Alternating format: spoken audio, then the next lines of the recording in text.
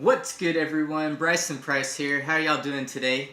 So today I've got a couple different projects I'm gonna be dipping into. Not sure exactly which one I'm gonna spend the most time on, um, but yeah, like to start things off, I'm gonna go back to the project of the Less is More Kill the Noise challenge, and I'm gonna try to just wrap that up because I don't want to spend too much time on it, but I want to go ahead and put my submission in because I think the end of the month is when the submission closes for that.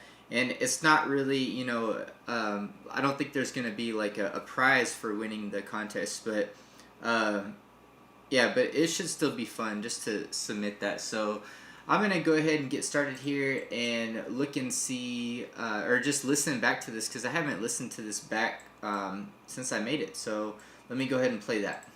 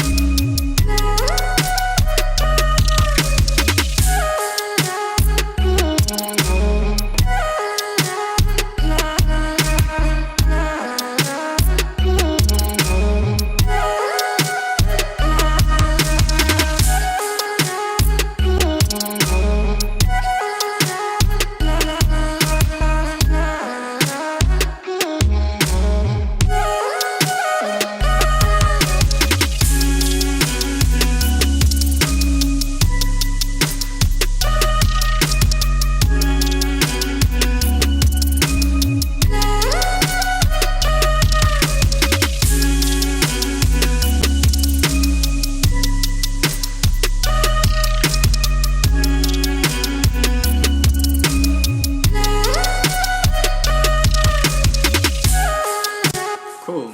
Yeah, I still like it. I think it sounds good. I'm just going to go back through here and just look at some of the processing I did because I forgot, and maybe compare it to a couple of reference tracks and see exactly where the levels are, see if they're good, and just go ahead and wrap this one up. So let's start with the 808 here. And if y'all remember, if you were watching me make this on live stream, these were only samples that he provided. There were only like 10 samples or something like that, and you had to use those samples. You couldn't use anything else, so that's what I'm working with here.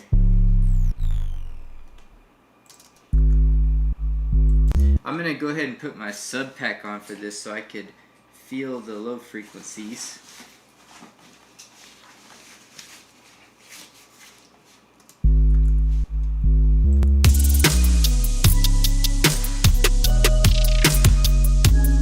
Yeah, this is kind of a different live stream from what I usually do. Usually it's very topical. This time it's just kind of like, I'm just trying to finish some stuff, so, but I wanted to live stream and let y'all in on the process too, so it's just kind of going to be different stuff here and there.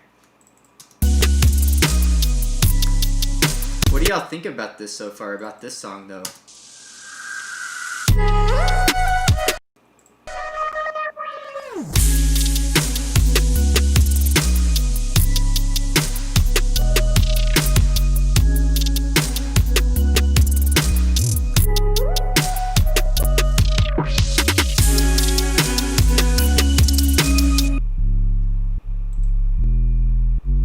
So I think the sub's just a little bit too loud.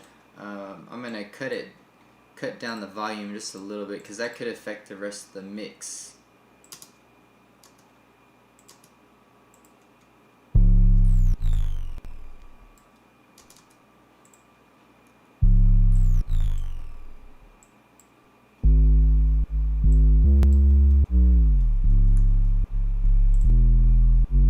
I might just put a glue compressor on the end of this here. Jake, what's up, man? Thanks for coming back. Yeah, so I last live stream was a bit of a mess. I was using this, without trying to get into too much detail, I was using a certain free program to route the music from Ableton into my live streaming app, OBS, this one here. And I was using like a free little device called Black Hole. It's a software, but I think that is what was causing the mic cutouts and the Ableton cutouts. So I bought this right here. It was $100. I didn't want to spend it, but people told me that this is the most stable solution for live streaming and routing audio. So I went ahead and picked this up. And I did a test live stream a couple days ago, over the weekend I think, or on Friday night or something. I didn't make it public. I don't think it went public, but I just did a private one, and everything seemed to work okay without the cutouts. So let's give this a shot. Let me know if the sound in Ableton is good. Let me know if my mic volume is good. Let me know if things are cutting, if my mic shuts off, or if the Ableton volume shuts off. I don't think it's gonna happen anymore, but yeah, you never know with like live streaming stuff. So yeah, I think the problem is solved. Now the next thing I have to do is figure out how to get this to work as my microphone. That way I can simultaneously get sounds off my keyboard and use the microphone at the same time. So that's the next project, as far as like the live streaming equipment and stuff like that. But Christian, you said sounds nice. Thanks, man. And thanks for tuning in again also. And Jake, you said it sounds really nice so far. Thank you. Well, I'm going to keep working on it here. I'm going to try to adjust the bass volume first. Make sure the bass is at an appropriate volume. Make sure the kicks are appropriate. And then mix everything else around it. It shouldn't take too long. I'm not expecting to spend too much time on this here. I'm just gonna turn the kick volume down. Put maybe like a glue compressor on it. The glue compressor really clamps down on the volume of the kick, or on anything that you put it on.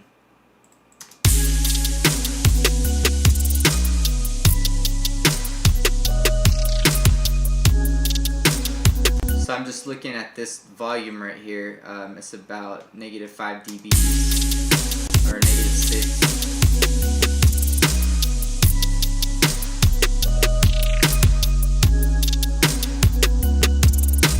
And then I'm actually gonna put a limiter on this here. I might not do the glue compressor. I might just do a limiter.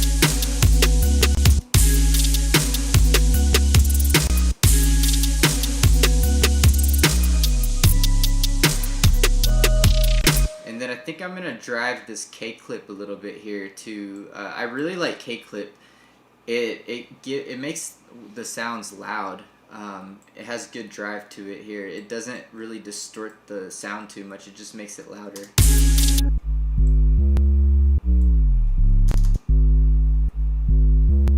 So I'm going to lower the ceiling on this limiter. And what I might do here actually is keep the ceiling where it was, but do 2 limiters. That way, Ableton's limiter is not great, so it's best to use 2 instances to take the workload off, so it's not working so hard.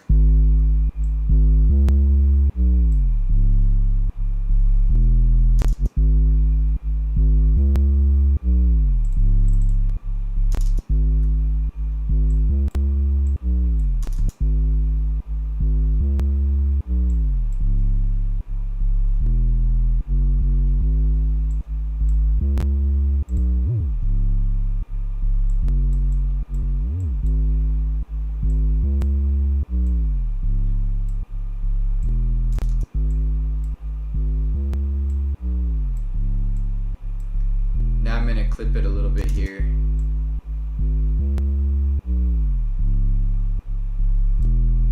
That way, the reason why I'm doing all of this is just to create a nice even sub. Like, you don't want the sub to be going crazy on the dynamics. You want it to be really even. And the cool thing about K-Clip is it shows you the unprocessed signal versus the processed signal. And so I think you can kind of see in the beginning how it was fairly even, but now it's like, it's really even, the sub here.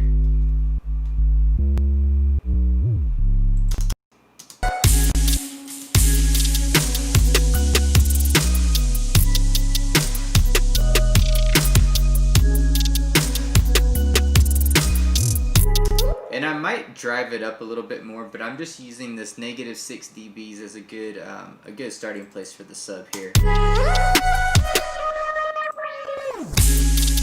So my kick is clipping a lot in the track here, so I'm gonna take K clip and I'm gonna put it on the kick also.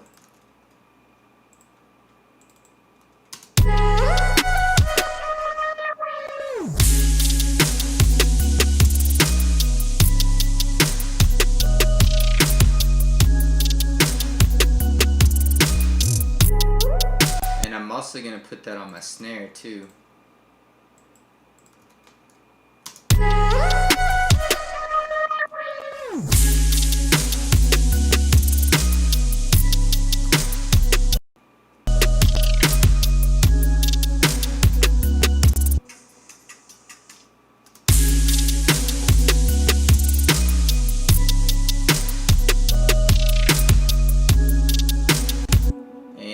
Actually, I'm gonna put it on every single group. That's actually how my template is set up, but since this project was a little bit different, I guess I didn't like have the group set up like I normally do.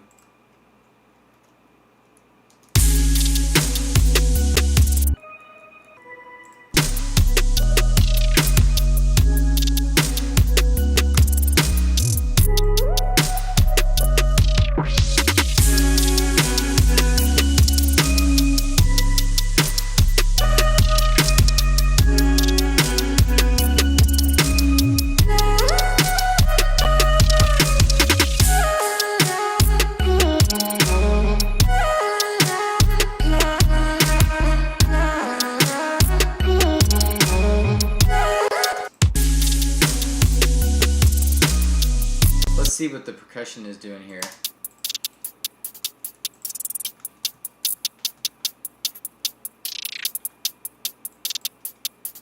Yeah, so it sounds pretty interesting. It's going left and right. I might throw like some kind of a convolution reverb on the group just to give it a little bit more, to have it feel like it's in more space, I guess, or at least one element with that on it. So I'll reach for my Melda convolution.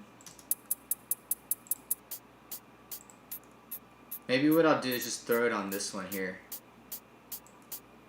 It'll make everything feel bigger when you do that, but that way it won't be on everything.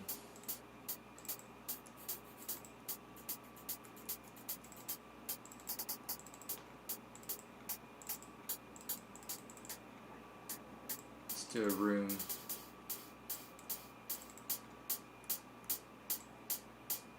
So without it, with it.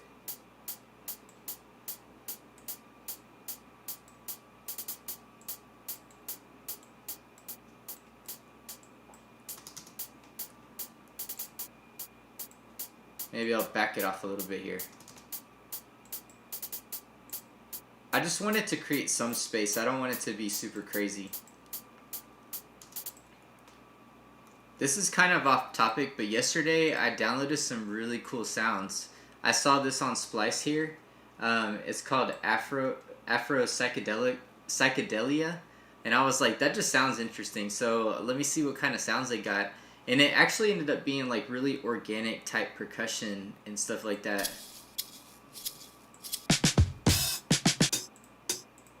So I definitely plan on using this at some point.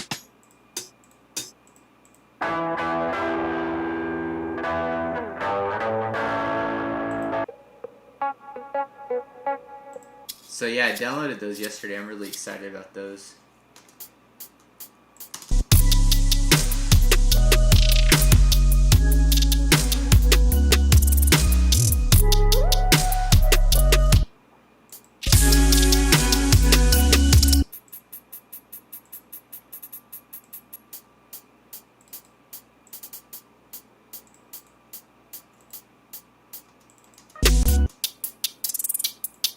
kind of like it on the whole bus. I didn't mean to do that, but yeah, I like that. So you can hear it on the whole bus here without it. And then that just makes it kind of come to life a little bit. Yeah, I like that.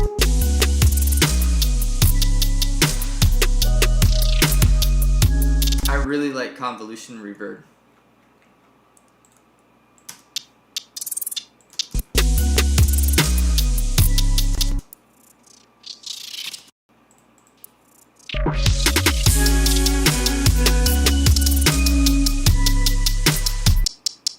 So when this sound comes in, the convolution reverb seems like it's a little bit too much. So I'm gonna just put an automation here, like that. When this sound comes in, and just cut it down a little bit.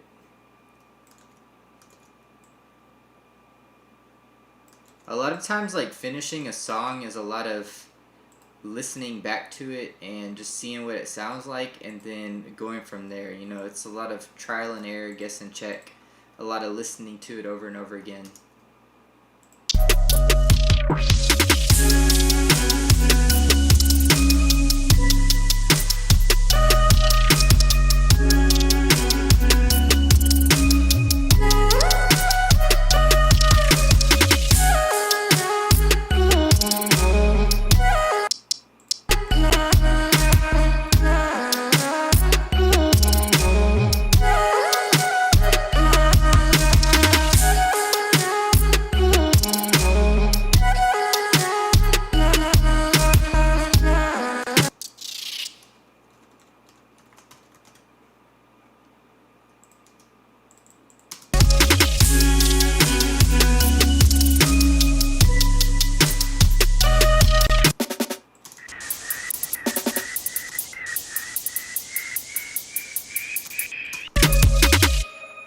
Maybe that hi-hat's just a little bit too loud.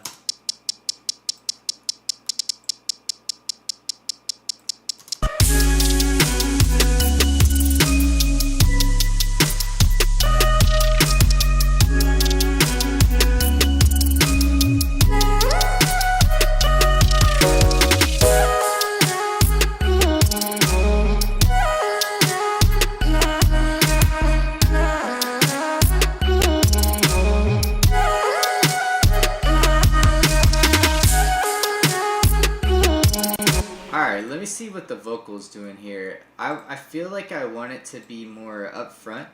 Maybe it just needs a little bit of high end. Maybe I actually need to bring it closer up in the mix. Let me see here.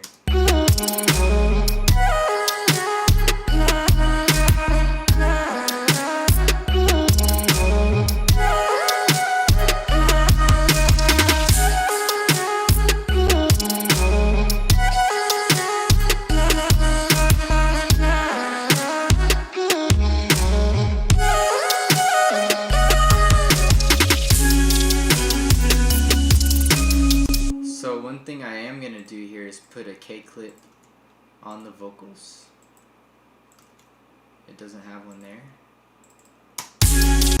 And the K-clip is basically just acting like a limiter. That's how I'm using it. I feel like the sound doesn't appear as squished when you use K-clip versus a limiter.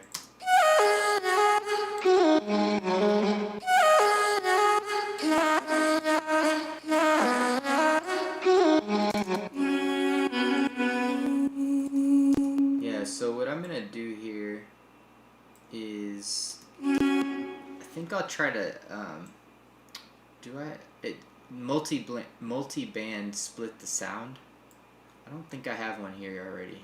Yeah, so I'm gonna multi-band split the sound, and that'll allow me to process the different frequencies in the three main low, mid, and high frequencies in different ways. And that way the sound it'll get a little bit louder like that.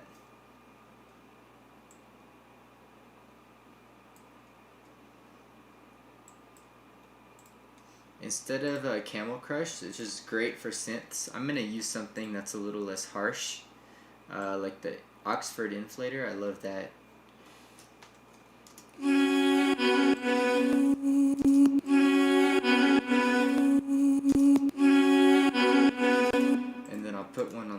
end too. Take off that saturator. Put this on the high end.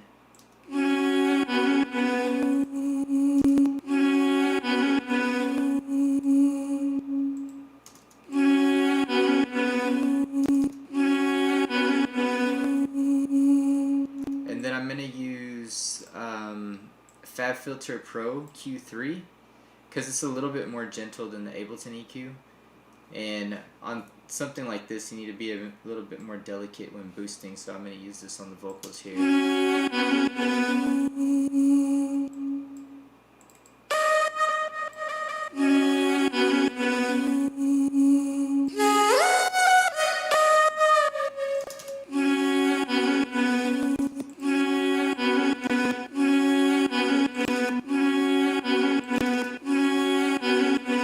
See how it just brightens up the sound a little bit?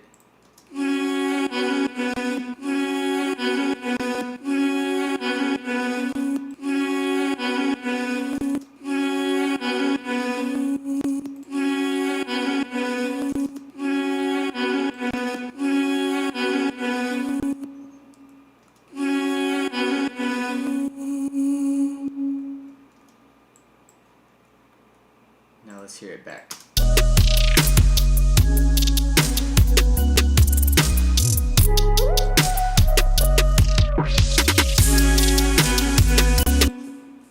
Actually, one other thing I'm going to do here is, I've been doing this lately, I've been adding a limiter, just like a subtle limiter to things, because it just helps even out the frequencies, but you don't want to go too crazy with it. I just like to see this gain reduction happening like really slightly here.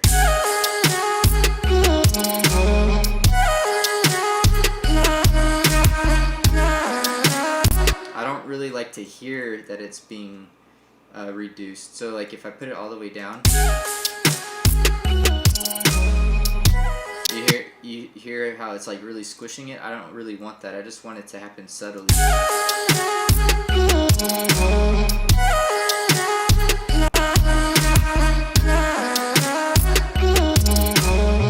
So I'm putting that in, I'm putting the limiter in before it hits the multiband split and then this EQ, and then maybe just to kind of even things out a little bit more, I'm gonna put a really slight glue compressor setting on here.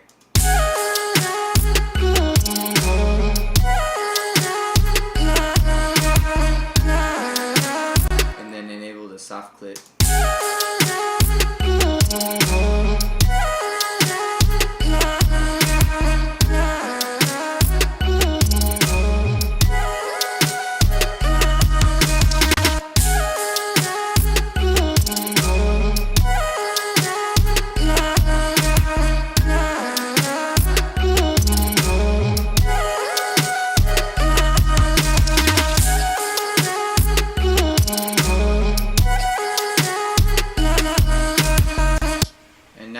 See exactly how much I could push the volume on this. One thing I like to do to see if I could squeeze out a little bit more volume in a song is I'll put a compressor. If I have one there already, I'll put another one. If I don't have one, I'll just load up a new one. But I'll just try to push it and see how far it'll go before it starts distorting.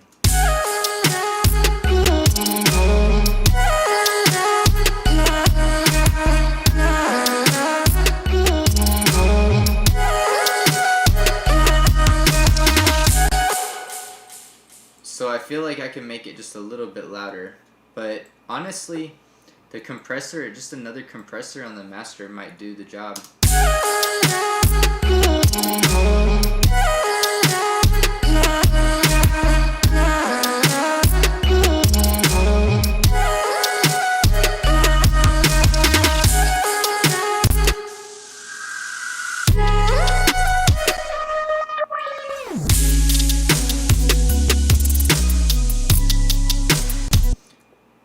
I think I might change how loud this kick is here, and then instead increase the volume of the sub. So I'm gonna turn this up -2 dBs, and I'm gonna turn the kick down -2. Let's see how that sounds.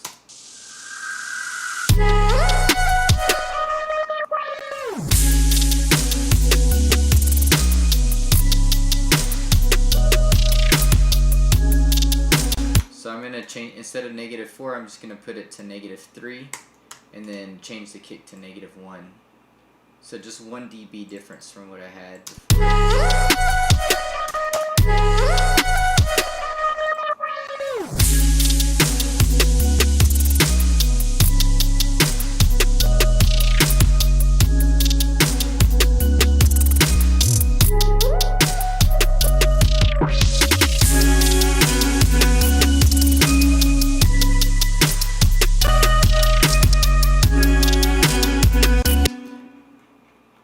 One thing I noticed, another thing I noticed is when she's kind of humming in those vocal chops,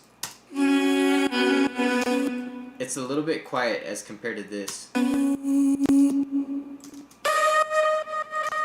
So I think I'm going to do a little EQ automation, load in the Ableton EQ there, and then I'm just going to ride those frequencies up and down.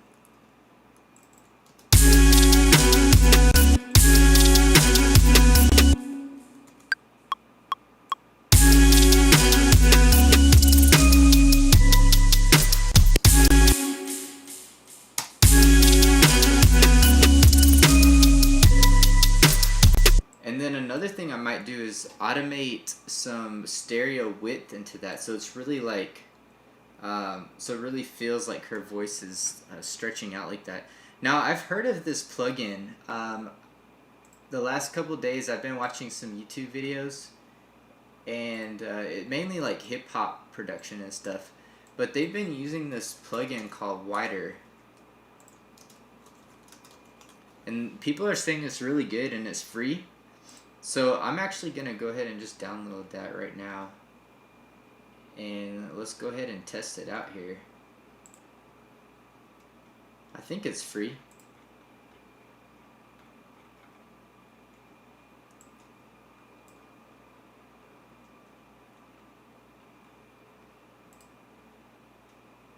Let's see, it's asking me to enter in my information here.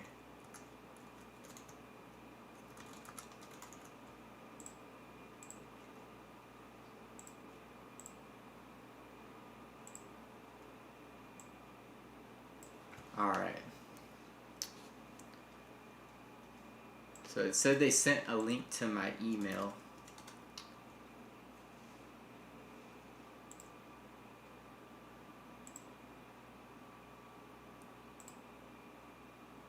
Alright, there it is.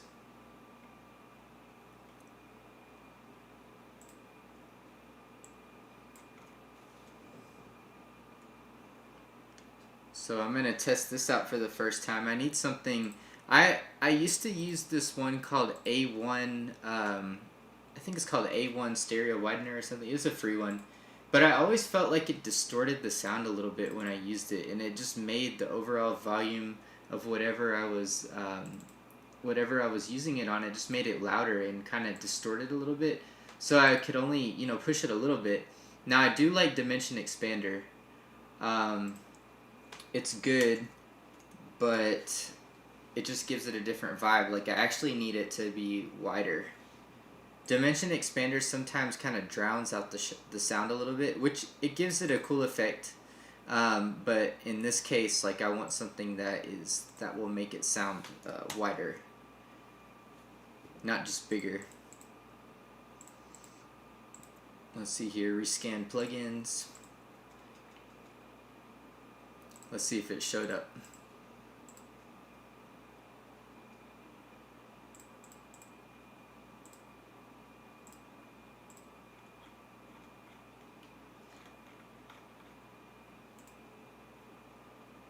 Yeah, it's under VST here. So let's put this on the vocals and see what that sounds like.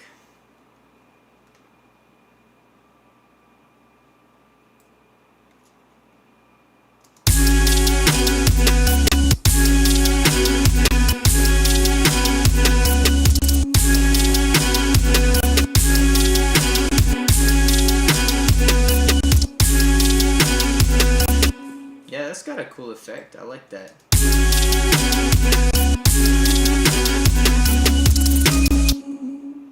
You know what this looks like? This looks like, ever since I saw this for the first time, I don't know if you could see it in there, but it looks like that little blue triangle on my motherboard.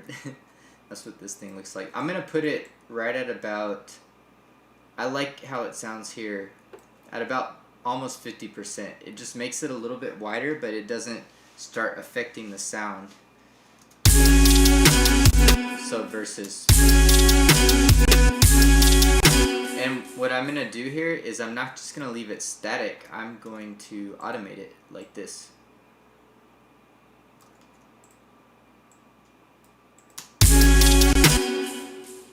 So it's kind of like coming like into the ears and like going back out.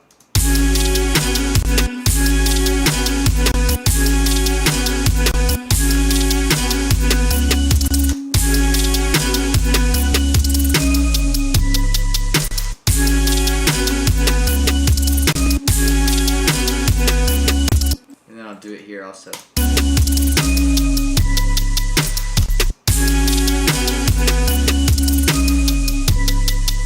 Now let me see what it does to the mix in mono. It's always good to check the mix in mono. And what I like to do here is I like to do like Command K. That way you get into the key editing, or you can assign keys on your keyboard to different things. And I just like to set the on and off switch to a key on my keyboard. That way all I have to do is just press that on and off wherever I am in the project, and it'll just change the mix to mono. So I like doing that. Right now I'm putting it in mono.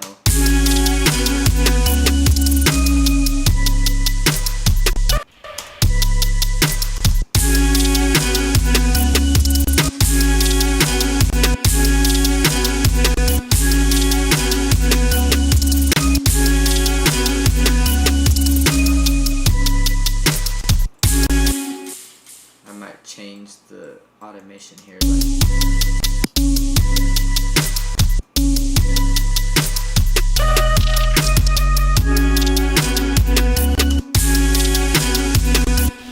Now where it comes in the second time, it just sounds so much more boring than this first half.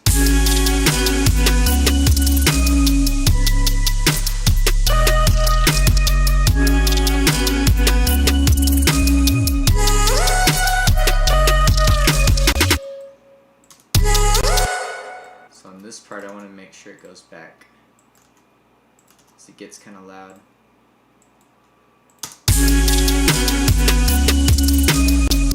Randy, what's up, man? Thanks for coming back.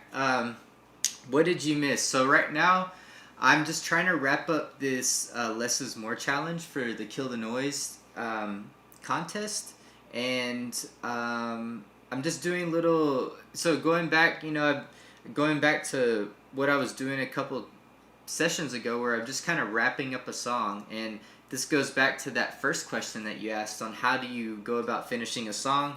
You just listen to it over and over again, see what it needs. I just downloaded this plugin right now called Wider, and I felt like the vocals were just missing a little bit of like high end, I guess, and they would just sound a little static. So I automated this Wider plugin to get, so the vocals will kind of get wider in this specific part when she's singing and humming like the lower notes.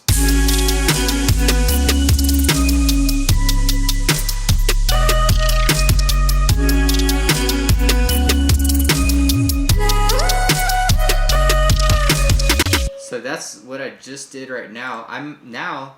Those parts in between sound a little bit boring, so I might add a little bit of Echo Boy. One thing I like to do on vocals is add Echo Boy, but at a very small echo time. So like maybe 1/16. Let me see how that sounds.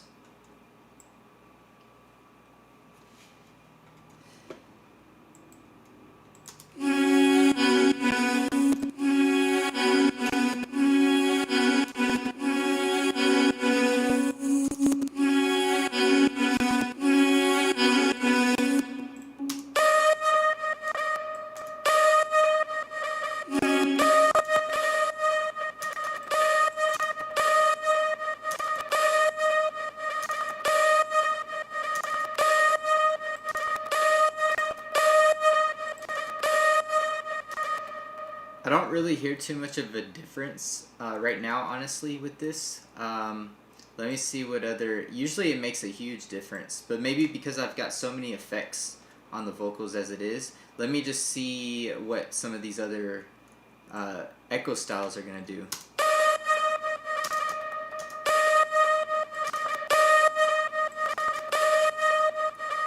Kind of like that one.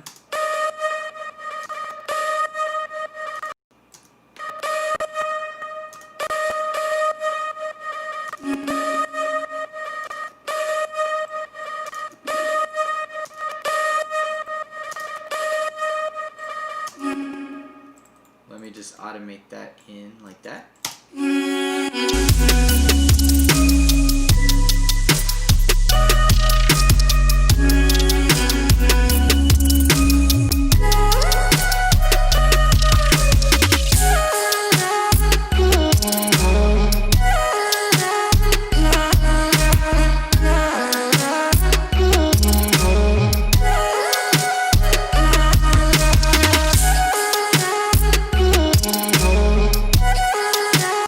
Listen from the beginning here again.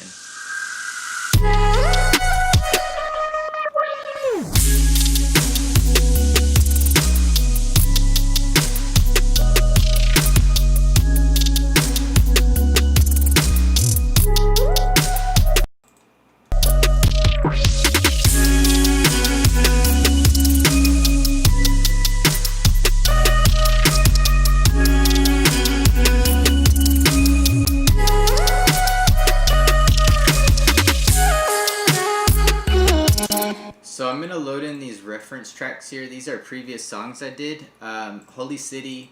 This one, I think I mixed it a little bit too loud, but I'm just going to use that as a reference here. And then I think the best mix I've done is my latest song, I Love You. Which, by the way, I do have a new song coming out next week. I haven't told anybody yet. Y'all are the first to know. It's coming out on Apostle Records. And I'm really excited about the song. It's a really good song. So... I'm sure y'all will hear more about that as that comes up soon.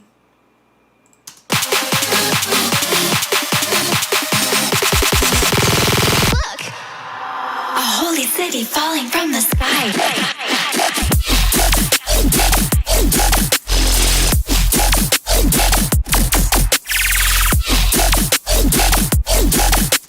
Oh, I have this running through the master. How am I gonna do this here? Yeah. Look!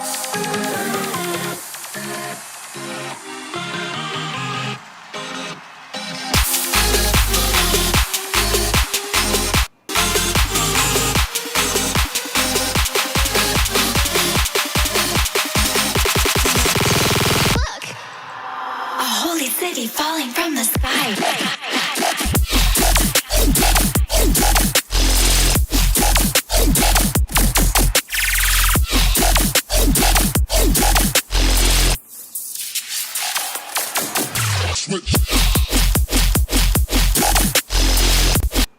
Sometimes you just have to like listen to different songs and kind of cleanse your listening palette. It's almost like if you ever been to the mall and like you smell a bunch of colognes or perfumes and they give you like those coffee beans to kind of clear your senses. In a way, like when you're mixing a song, sometimes it's good just to go back to a couple of other songs for like 2 minutes or so and just kind of cleanse your listening palette. And then when you come back to what you're working on, it gives you a fresh perspective.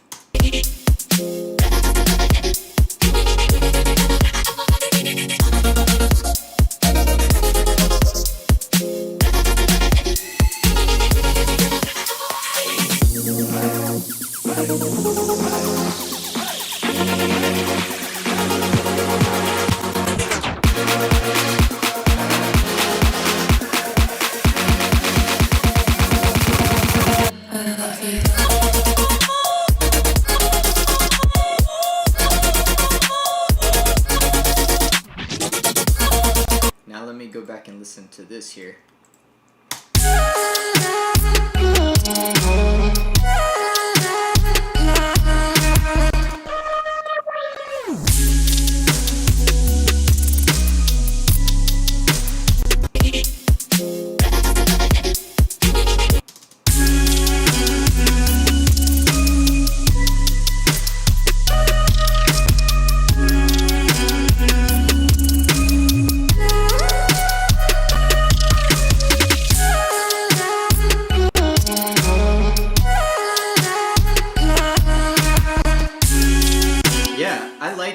actually like the mix on it. It's probably one of the most minimalistic mixes I've done on a song. But also the song is very minimalistic in itself. It doesn't have that many elements, and that's one of the reasons why it may not sound as loud as the reference tracks, is because there wasn't many sounds to begin with. You know, I only had 10 sounds that I could pick from to do all my instruments and my drums, so I'm okay with that though. I think it sounds good. So let me copy this automation over.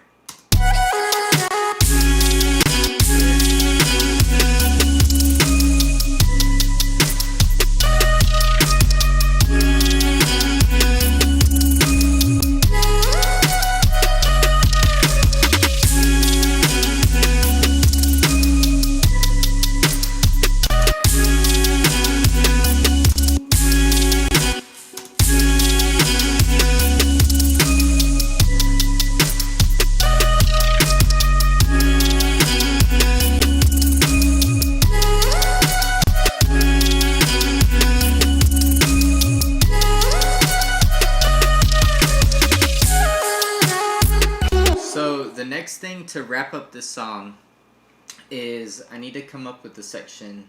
I might just loop it. But I want to add just a little bit of flavor to link and maybe loop the sections. But I don't want to, get too crazy with it. So let me hear this intro part again.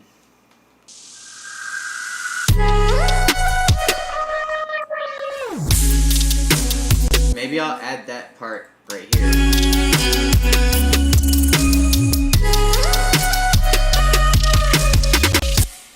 And yeah, I think I'll add that part to this little end part here.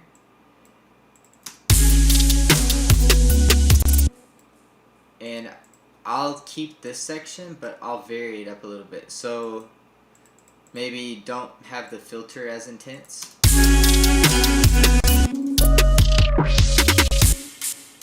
I'm just gonna copy and paste this here.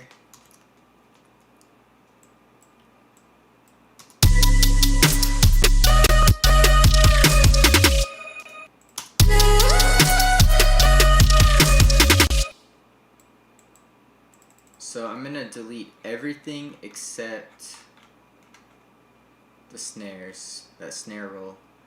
But it might not be able to be heard because of the pitch down effect. So we'll see what happens there.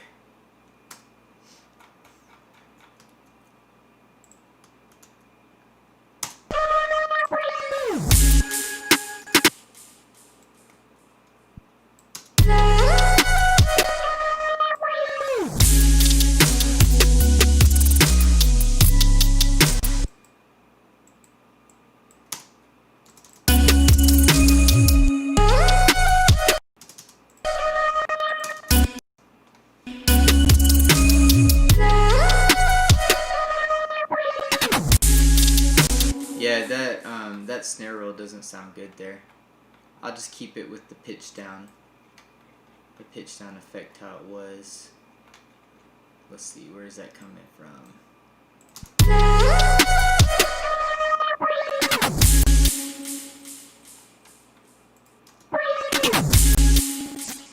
Just deactivate that.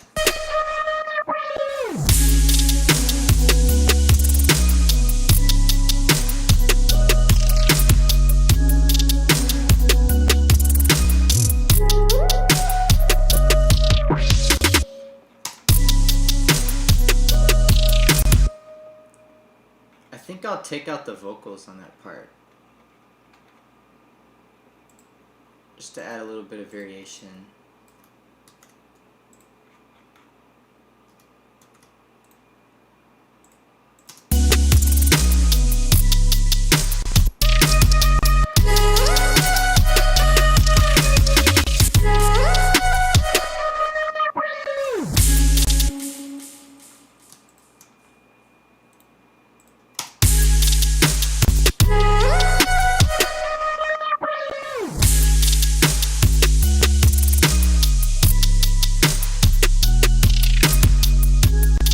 I think I'll unfilter those bells and add some maybe cool effects to them to kind of change things up a little bit.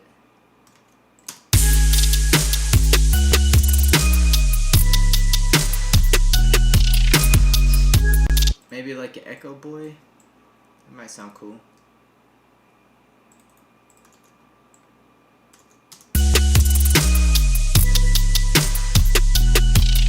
A rhythm echo or something like that.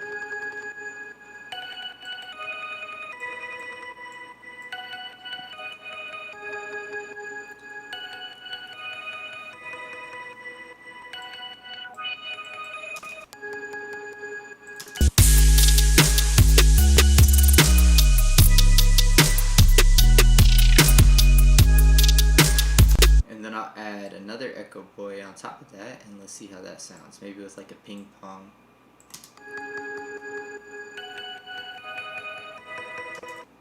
I've never messed around with these presets before. Let's see what they got in the presets.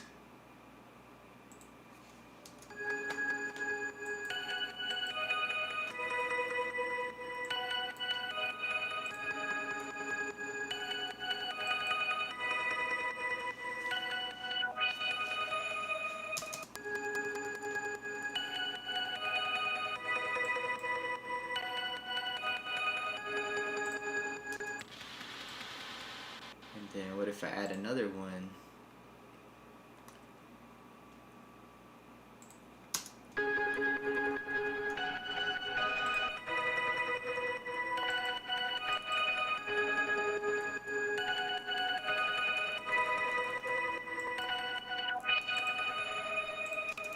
So without those effects, it sounds like this.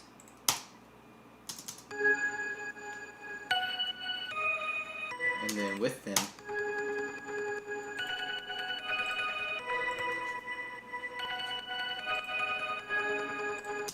and then maybe I'll throw a wider on there. That plugin that I just downloaded, and either have it vary in width or just kind of have it stay wide here.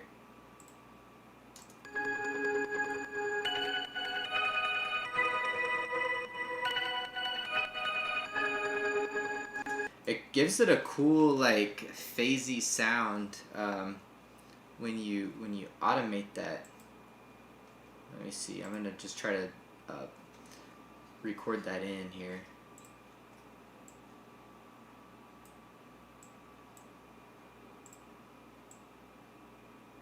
Everything's still working okay? Like the mic and Ableton?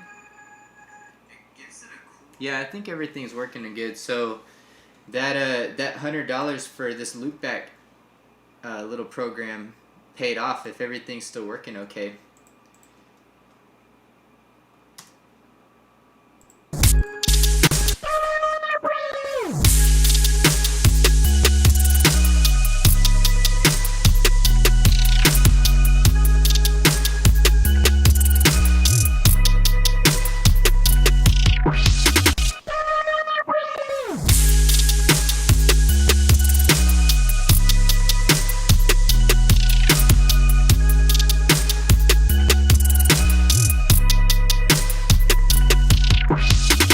Yeah, I like that. I like the way that sounds with it. I don't know if y'all have headphones on or not, but it's kind of, you know, it's going in and out like that. And it's also creating like a phasey effect, which if you're listening in mono headphones, you could probably hear it.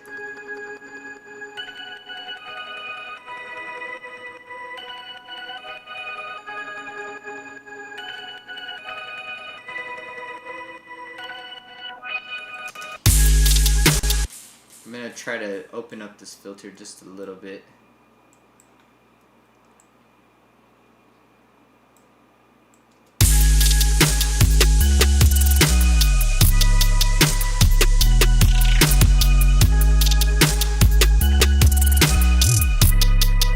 And then what I might do to kind of bring everything forward a little bit more is use the same multi-band splitter that I use on these vocals at the beginning, and copy it over and just have it automate on whenever that sound is just by itself.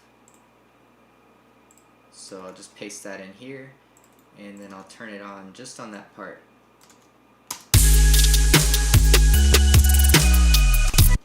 And I think I'll drive it a little bit more.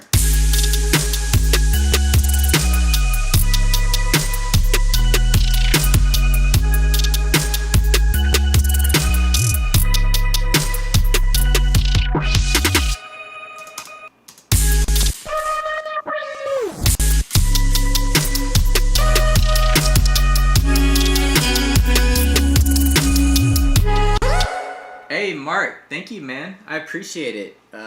Thanks for popping in. I think I haven't seen you in here before. It might be your first time, but I appreciate you tuning in. And just like I was saying before, I actually have a new song coming out next week. I haven't announced it yet, so y'all are the first ones to know. But it's going to be called Freedom, and it's going to be released on Apostle Records. They haven't put anything out in a while, but this will be the first release in at least like 5 months or so. I can't remember when the last time they released was, but yeah, I appreciate you. Thank you, man.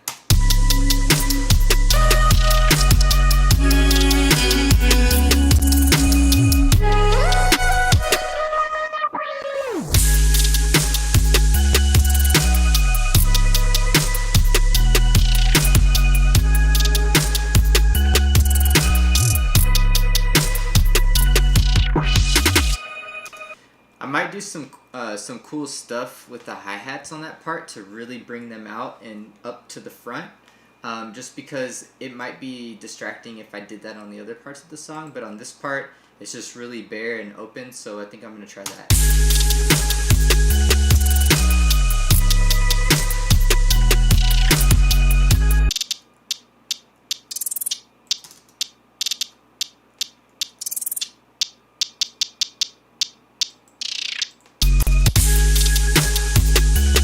So if you're just now tuning in, this song I made on a different live stream. I think I called it Less is More. It was a Kill the Noise challenge, and I made this whole song from 10 samples. That was well, I really made it from 5, but there was like 10 samples that you could choose from that he gave to us, and like it was just a challenge he did. So that's what this is all about here.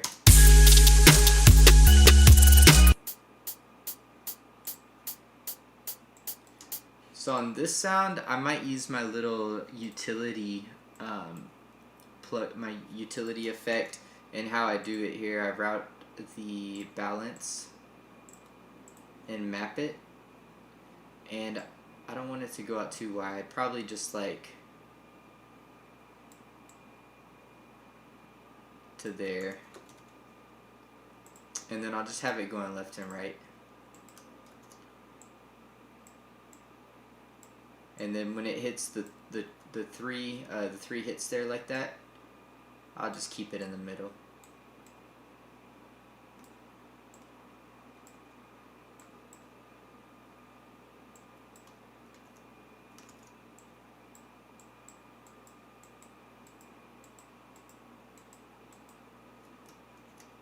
And just copy and paste that. I think it repeats itself. Yeah. It's going left and right now.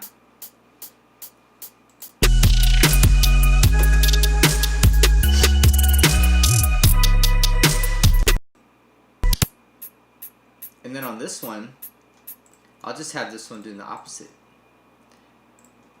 And I'll map it, let's just change it. I'll change it to 17. These are just random numbers, no thought behind the numbers I'm picking. I just want it to go a little bit wider.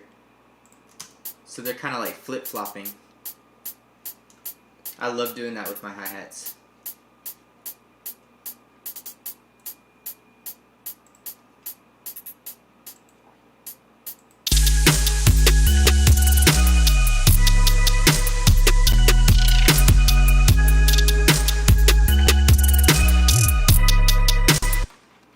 And I think I'm gonna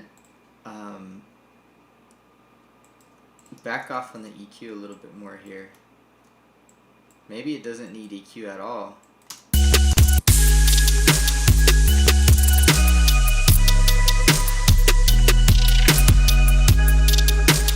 Maybe even like, let's see what a phaser would sound like.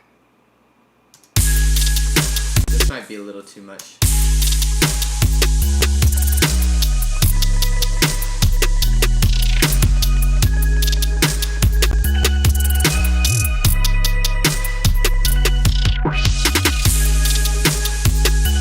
Let me hear what that sounds like.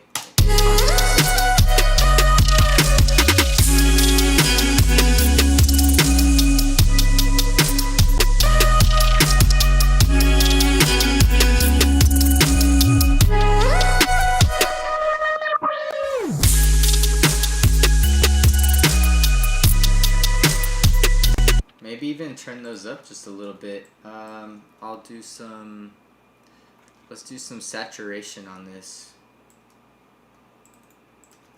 I like to use the saturation on the sinoid fold and then just leave it, don't do the drive, but just leave it at 100%. That sounds really wide, I like that.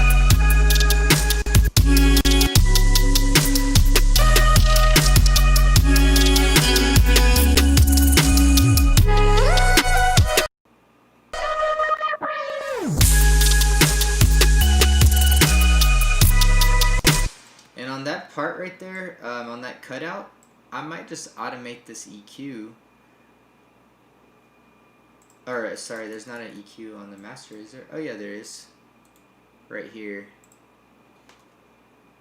So yeah, just automate that here. Like right here, like this. Just to give it a little boost on that top end.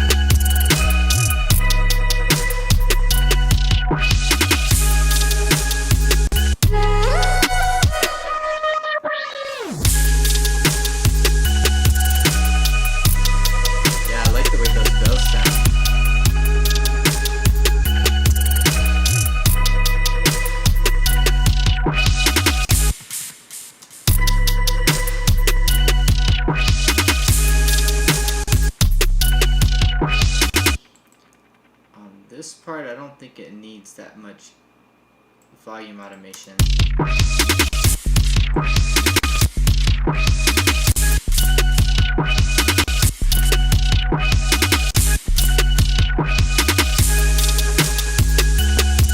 It's kind of clipping a little bit.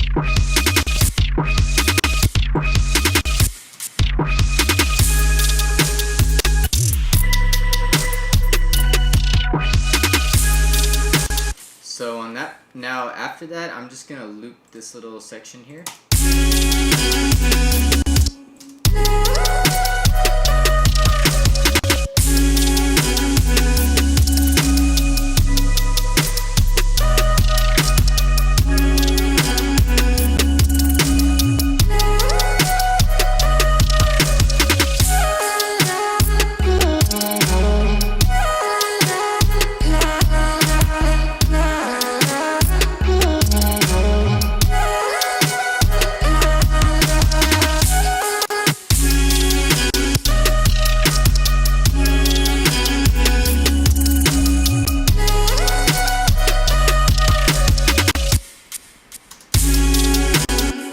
So yeah, I'm going to copy and paste this part over it, and then I'm just going to fade it out when it gets to that part there.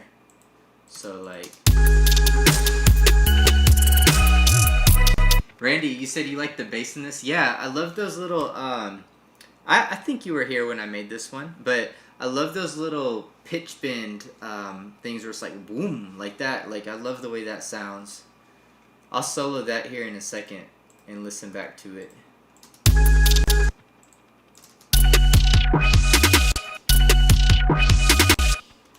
So I'm just copying and pasting this part onto here now.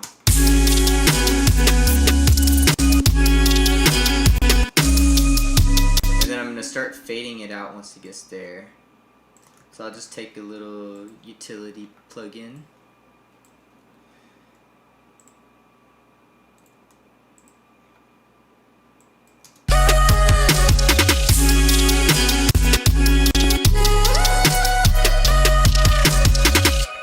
And then it needs to be at 0 when it gets to that point.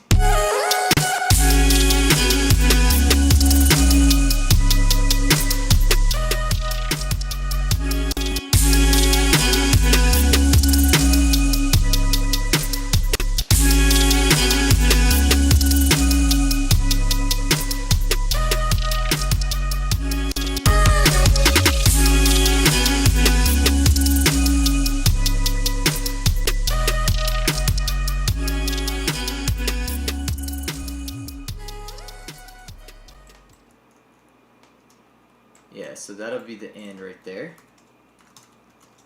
Just a short little clip, a short little song. I think it ends at 6:20 and it starts at, it's just over 2 minutes, the song is. That's not bad. But yeah, Randy, you were saying the bass in it. So yeah, I really like what I did on this here. How you hear that pitch bend in there. Let's see if I could pull it up. That's what makes all the difference, is just those little, I've noticed like pitch bending makes a huge difference in the vibe of a song.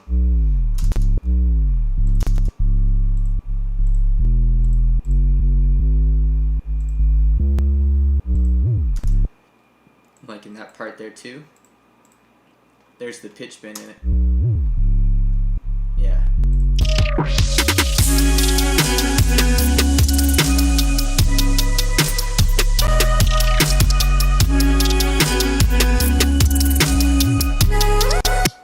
Randy, you said what instrument is that? Which instrument are you talking about? Are you talking about the sub bass? Because if you're talking about the sub bass, this was one of the samples that Kill the Noise gave us in the little competition. Do I still have it here? I thought I saved all the sounds here. So if you're asking about what instrument the sub bass is, he gave us these samples, and it was the bass. Yeah, the bass is just a sample. It's this one here. This is what he gave us to work with.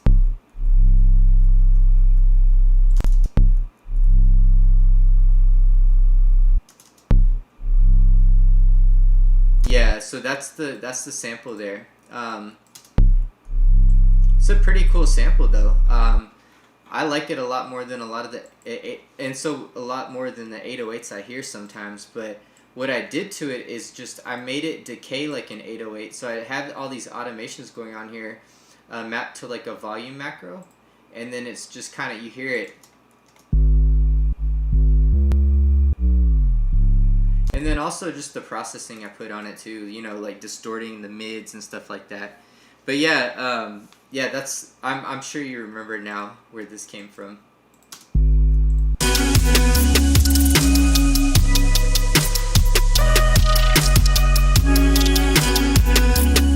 So I'm just gonna listen back one more time, and then after I listen back, I'm gonna bounce it out, and then I'm gonna get to work on the next, whatever I'm doing next. I need to look through my project files, so let me just listen back here one more time.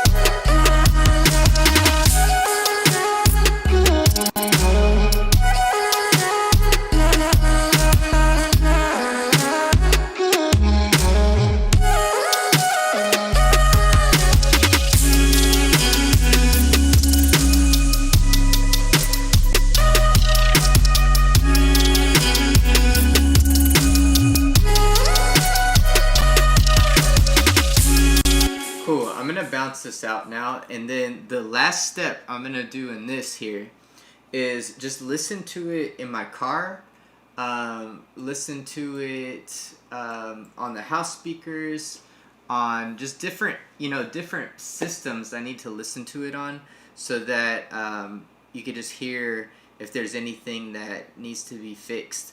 And in this song's case, I don't think I'm gonna put this out like this, so I'm not gonna be too particular with it. I just want to put my submission in the contest, or the challenge. It's not really a contest, it's just a challenge. But so that's what I'm gonna do with that. I'm gonna bounce this out, and then when I hit the gym today, I'll probably just listen to it in the car. I got a system in my car, so I hear like how everything sounds. And yeah, so that will be it. This song's almost finished. I compared it to the reference tracks, and it sounded good compared to that. So it's pretty much a wrap on this one. And I might put this out, but I think I want to get some vocals on it, like legit vocals, if I were to put it out. Because right now the song doesn't have a meaning. It's just, just like vocal chops. So yeah, let's just bounce that out on MP3 there.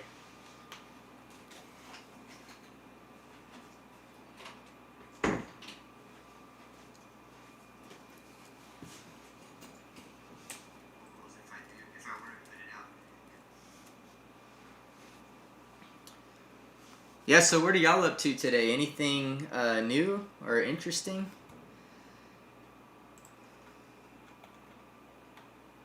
I'm excited because I've been hitting the gym again, so trying to gain a little bit of muscle.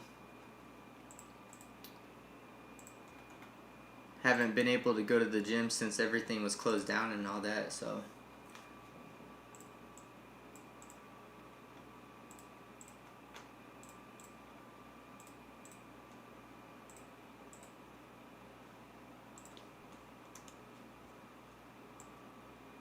Let's see, I'm trying to figure out what song I want to work on next. What would y'all think if I did some like drum sound design? I watched this Kill the Noise tutorial, and he went through and he was like making drums from scratch in Ableton. I'm thinking I might do something like that, not on this stream, but maybe like on Wednesday when I stream again. Randy, you said, I'm trying to be back to work after my surgery, feeling nearly back to normal, better than I have in close to 3 months. That's awesome, man. That's really great to hear that surgery went well for you, for sure.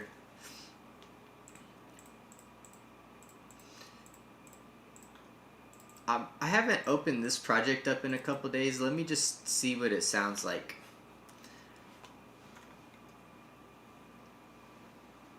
And I don't remember what the last thing, if I worked on this at all since the last time I streamed it, or what.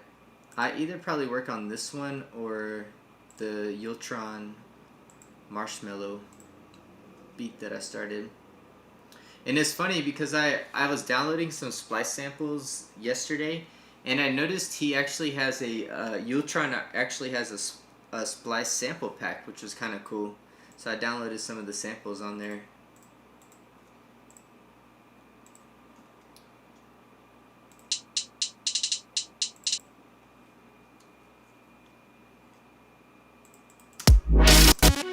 So let's listen back to this song that I was working on.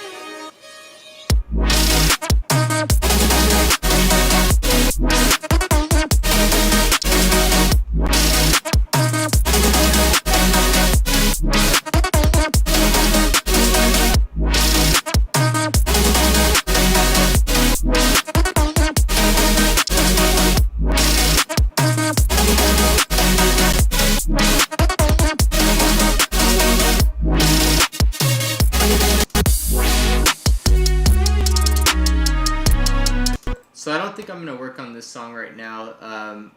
Now I remember. I think I wanted some vocals in the intro. It's kind of boring without vocals, so I might try to get somebody to do that and then see what direction that takes me in. Now I added some leads on top in here.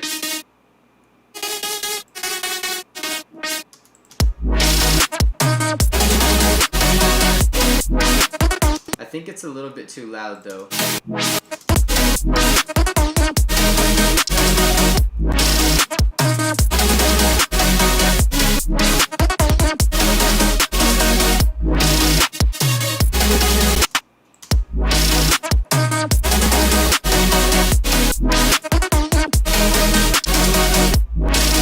But yeah, I like it. It sounds wide. It sounds full, which is really good. So I think the drop is almost done, which is good news because the drop to me is the hardest part to make. So yeah, I think that one's on the right track. I'm gonna open up this Yultron Marshmallow trap that I started, and let's see where I'm at on this one.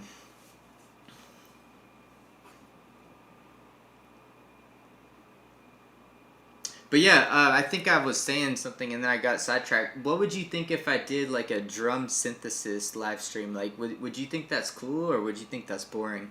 Like making drums from scratch using like triangle waves, saw waves, and things like that in Serum, and just manipulating the envelopes to make like drum sounds.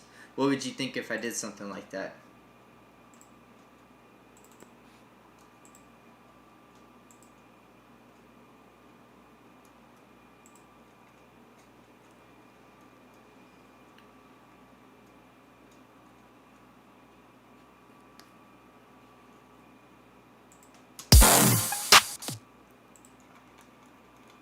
Alright, so where was I at on this one?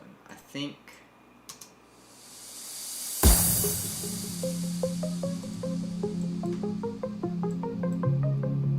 Yeah, this song is a jam. I like this. Randy, you said, I'm interested. I was just messing around with an 808 yesterday. Yeah, so 808s, I make them in Serum. Now, I don't feel like I'm an expert at making 808s, but I'm trying though. Like, I'm trying to, I think... From what I understood, which I just posted a question about this in a Facebook group called Heavyweight Bass Producer Group.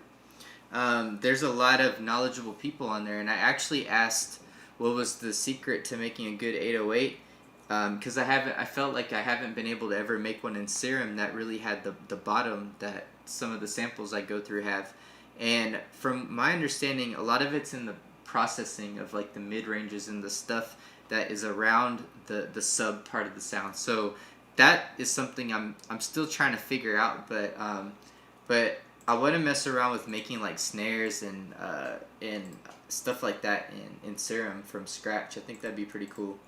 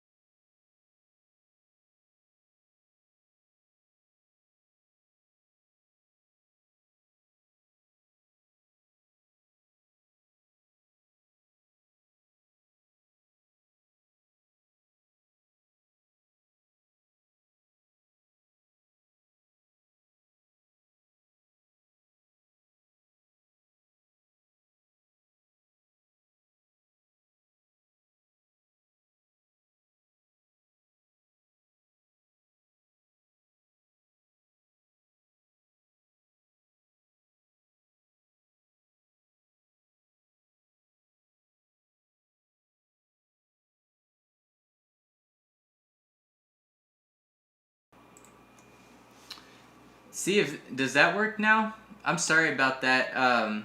Maybe it's something in. Yeah, I think it's working now. Maybe it's something in that project that is causing the mic to cut out or something, because I didn't have a problem until I opened up this project. Or maybe the project is just a little bit too big for some reason. It's like conflicting with Ableton. OBS and Ableton are conflicting with each other. So yeah, I'm sorry about that. So actually, I'm not gonna open up that project again. What I'm gonna do is, because I don't want it to keep cutting out. The last time I was working on this, it just kept cutting in and out, and I had to keep restarting the app and stuff, and it just wasn't good. So what I'm gonna do here is maybe I'll just try to create some drums from scratch here. I was wanting to do this anyway, so I'll just open up Serum, and I'm gonna start creating some drums from the simple waveforms here. I saw Kill the Noise do this, and I've been wanting to try it out ever since I saw him do that. Let's see. Let me just make sure that everything is working okay. Let me know if the sound in Ableton's working. Let's see here.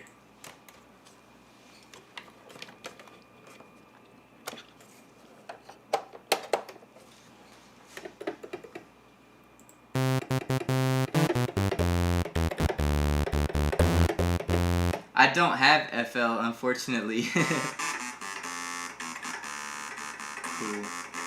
I don't have FL. Okay. Yeah, I think everything's working okay now. But I've heard good things about FL Studio.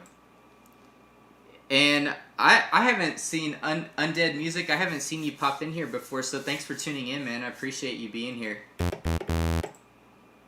I try to do this about 3 times a week, so if you want to come back, just I'll probably do this again on Wednesday, and I'll probably do it again on Thursday of this week.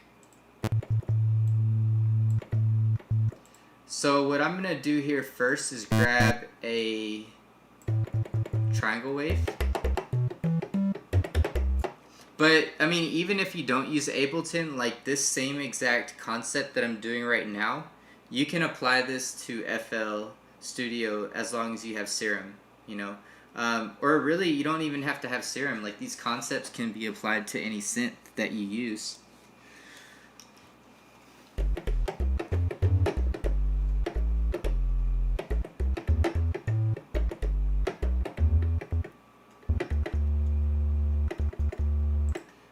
First things first, what I'm going to do here is drag this into my little mid group. That way it's getting the processing. But I'm not going to put a low cut on it. I'm not going to make this as intense either. There we go.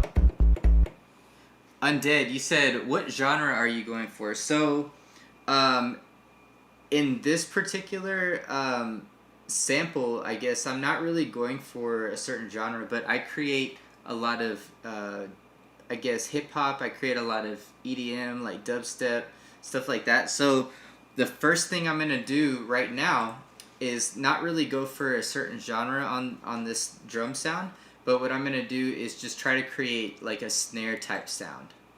So I'm gonna create a MIDI loop here. And let's just say, let's put it like right here. That would be a good spot. And then I'm going to just loop this part right here. So it'll just keep looping. Just 1 bar. Maybe half a bar.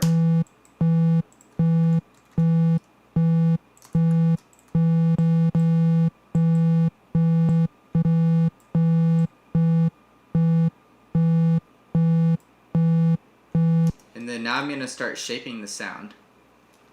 Undead, you said I create a lot of club bangers. Oh, that's cool. Like, what genre of club bangers? Like hip hop beat club bangers, or like trap club bangers, kind of like that style. Like trap EDM, I guess, or like club bangers as in hip hop. That's what I meant to ask.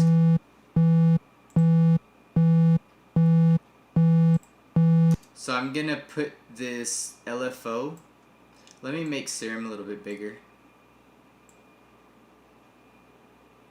That way you can really see what's going on here. And I heard there's a new Serum update. I need to download that. Just put the envelope here. Oh, gotcha, man. Yeah, I do a lot of hip-hop on this channel, too. I'm more of like a southern trap kind of guy. That's just what I grew up on.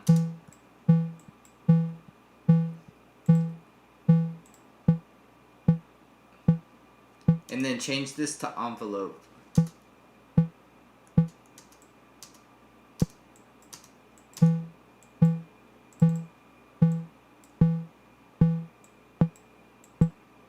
So I want it to be really, I want it to just kind of be like a stab, because if you think about a snare, it just kind of, it pops like that.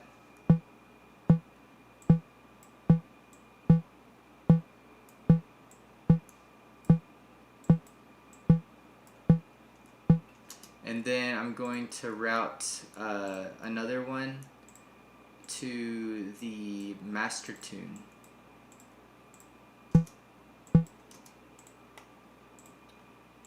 LFO tool is going to go to the master tune.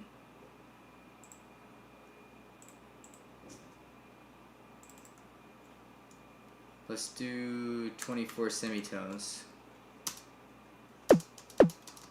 You hear what it did to the sound there?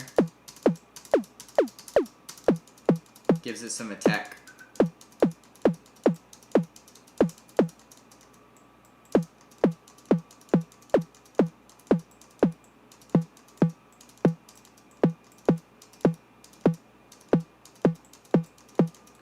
Let's bypass that.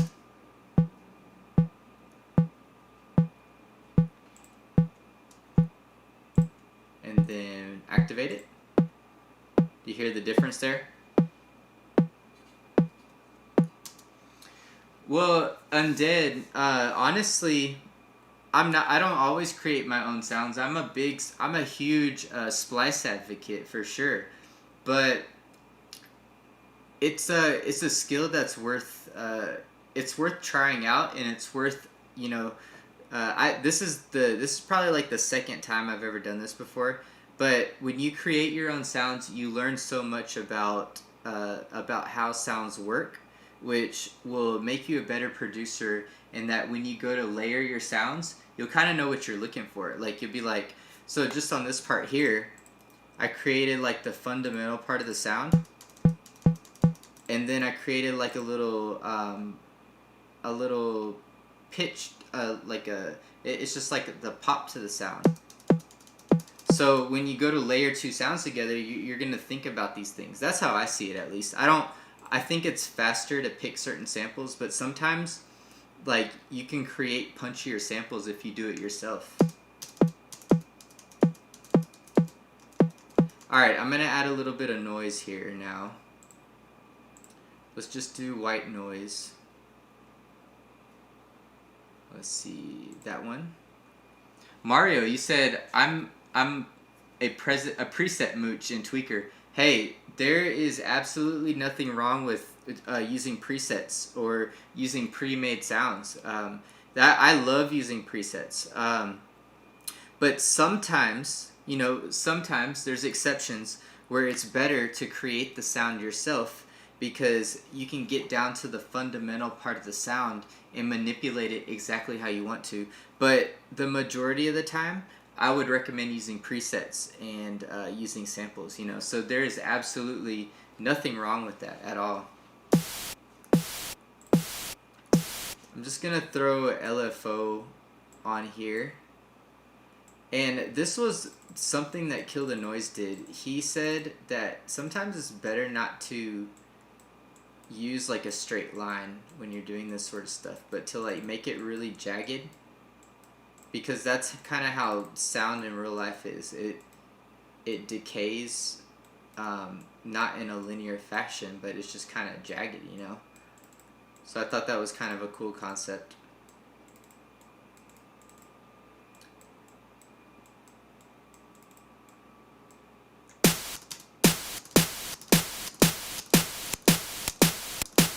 And then I'm going to change this to envelope, take it off BPM.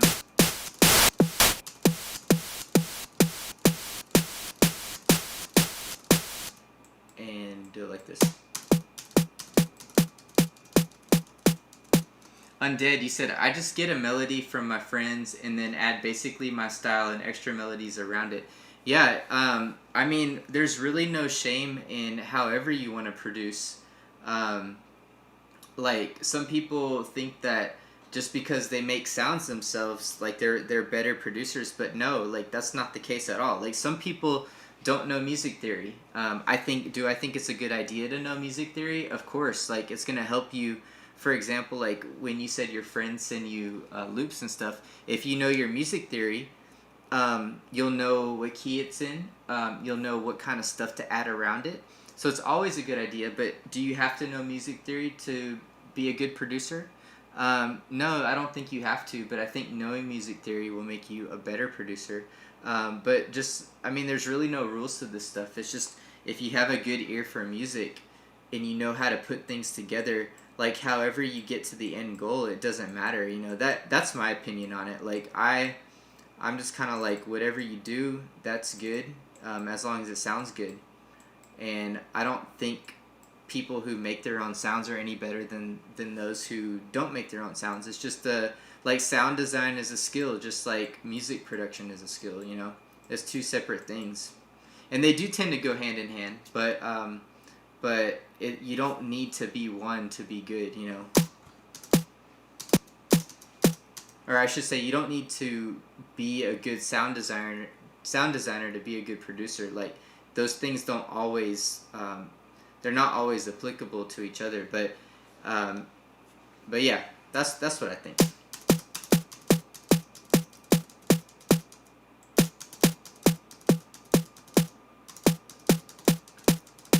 Alright, so now I'm gonna boost some of the frequencies using an EQ here.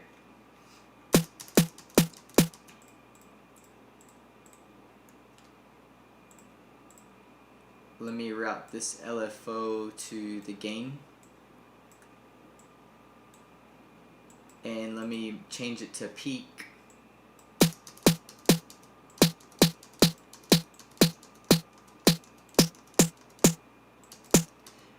And I'm going to be really meticulous here. I'm going to see where this frequency is peaking at.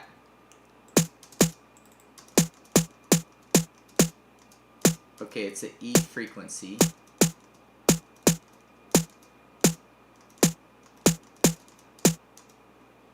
I'm probably gonna boost it in this area more or less, like the 5,000 area.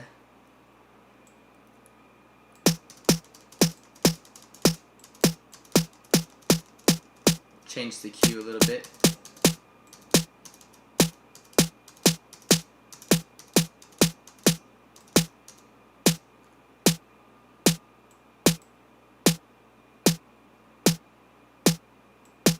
Okay, I like the way that sounds.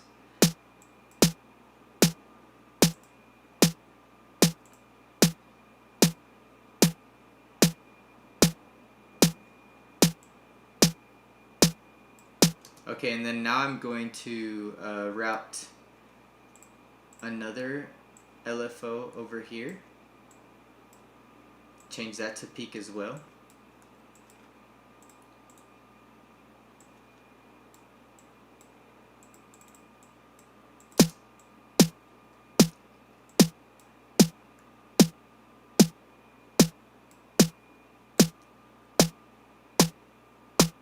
Undead, you said, my average views on a beat are 300, but my views drop to 60 or 90 on my latest beats. Do you have any tips? Man, I don't know. I just posted a video, and usually I'll get at least, like when I post a video, I'll get at least 150 views on it. And I just got like 20 views. I was like, what's going on? But yeah, man, I know with YouTube, I mean, as you can see, my channel's not big by any means. I've got 1,000 subscribers, just over 1,500, just at about 1,500. But you just got to keep going. You got to keep posting content. That's why I like doing these live streams, because I'm doing music anyway. I'm working on music anyway, And by doing this, I don't have to create a video that takes me hours to edit. I'm just doing what I do, and I love doing this. This is a sustainable thing for me. Like, I can do this 3 times a week for a year, as long as I've got the time and I don't, like, I'm not working too much at my real job. I can do this, like, for a year at least, consistently. So you just gotta find what works for you, whatever you can do consistently, and then just do that. So that's my advice. But I mean, you're talking to somebody who hasn't really grown a YouTube channel, like, for real. Like, I'm still growing this YouTube channel. So yeah, so I'm probably not the best person to take advice from, because I'm still trying to figure it out myself too. But I know you gotta, whatever you do, you gotta be consistent at it.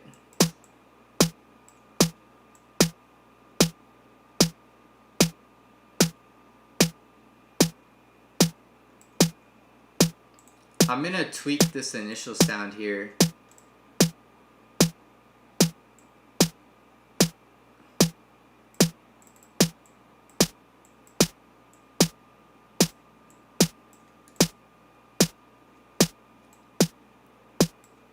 And then maybe have this decay a little bit faster.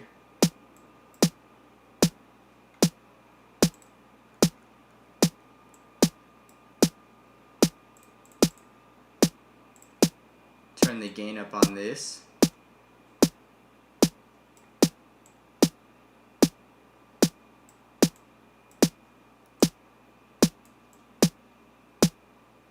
And then the next thing I'm going to do is make a clap. I think the clap sounds really cool when you make it with Serum.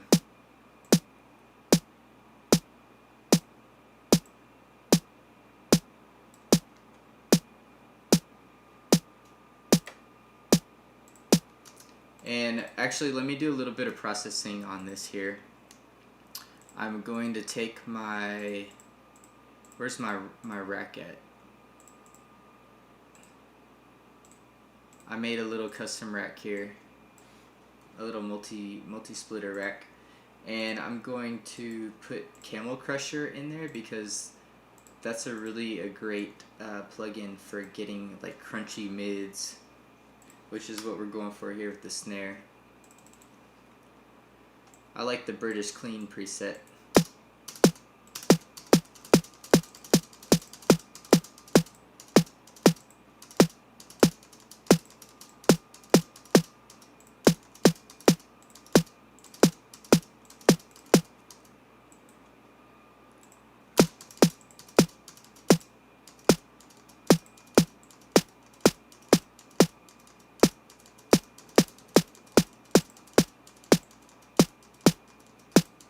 I'm just adjusting some of these parameters here. Undead Music, I hope that made sense to you when I was explaining about what I have tips, about tips for growing your YouTube channel. All in all, I don't feel like I'm qualified to give that advice, but I do know it takes consistent uploads, and consistent work being put into growing your YouTube channel. Alright, cool. So that snare sounds pretty good. I'm going, actually one more thing, I'm going to add some saturation. Cool. It's kind of, I always like to explain music production, and hey Mario, I'll see you, man. Thanks for tuning in. I appreciate you. Thanks for coming back and watching. But I always like to explain music production like going to the gym. And it's not just music production, but it's anything that you want in life that takes work, So whether it's growing a YouTube channel or getting better at being a producer, you got to be consistent. Just like when you go to the gym, you got to be consistent. You got to do it day in, day out, 3 to 5 times a week. You got to eat right. You have to do everything right consistently. You can't just do it one day and then do it again the next week. And it has to be every day. You got to be on top of it, trying to achieve your goal. So that is the same way I like to explain being a better music producer is the same thing, or growing your YouTube channel.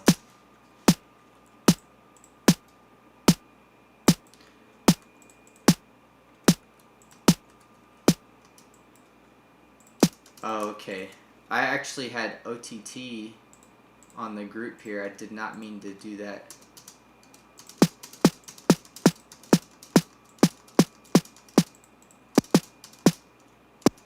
Let me add a little bit of saturation here.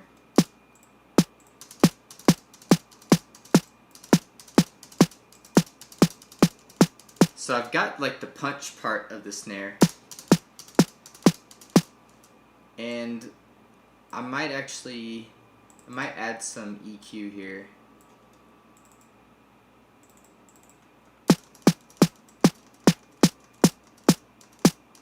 Well, I'll leave that for the clap. I like the punch in that.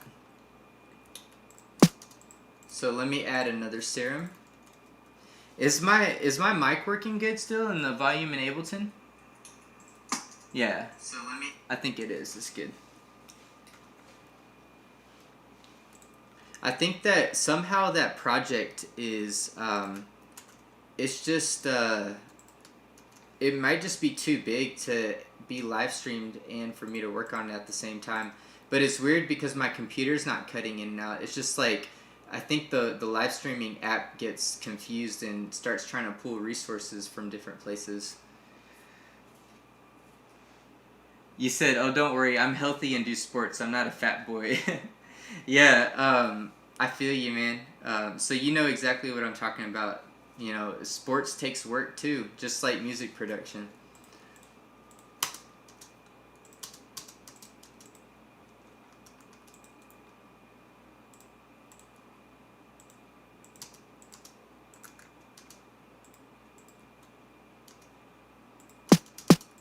Alright, so I got my snare. I'm pulling up another instance of Serum here. And what I'm going to do is just keep a lot of these automations here, but deactivate some of them for now. Let's go ahead and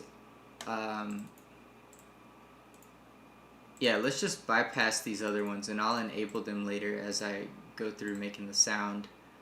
Let's do like do another shape here.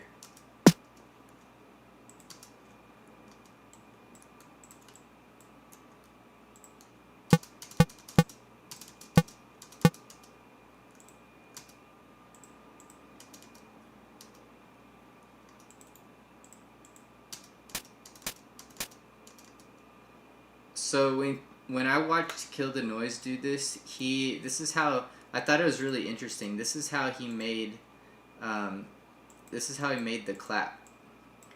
He did this. And if you look at a clap, it does a similar thing like if you look at the waveform, so it makes sense.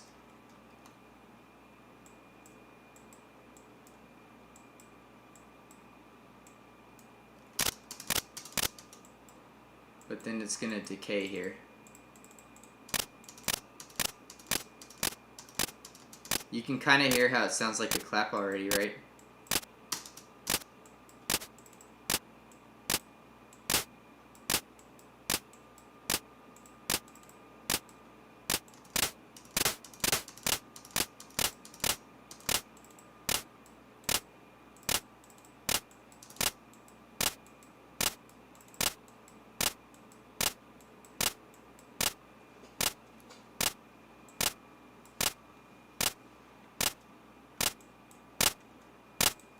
So now let's put in some of these EQ automations here.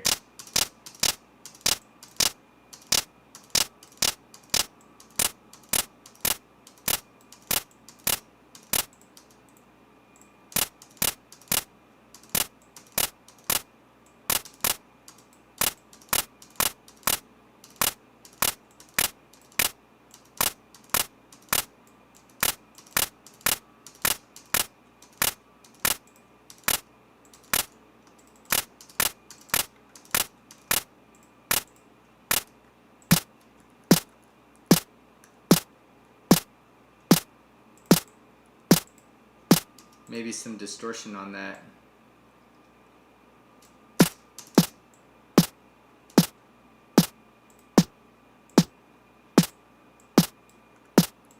And and then add another LFO onto the drive here.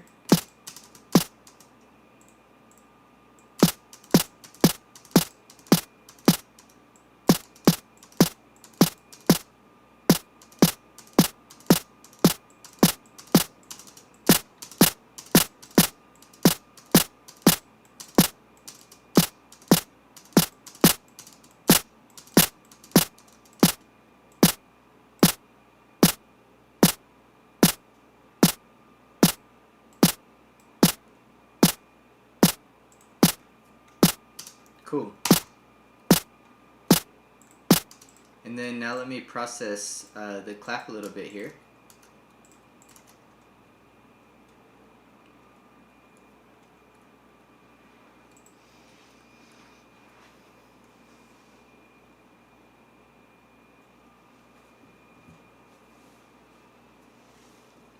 It looks like Ableton might crash.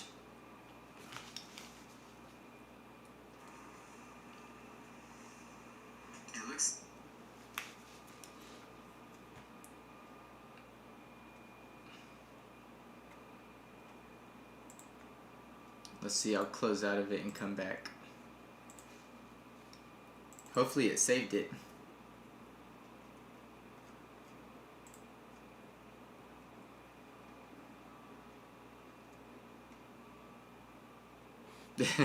You said RIP. Yeah, hopefully it saved it. Let's see. Nope, it didn't save it. It did not save anything I just did. Well, it saved, somehow it saved this, but I think this is the snare. Yeah, it saved the snare on the track below it, which was weird.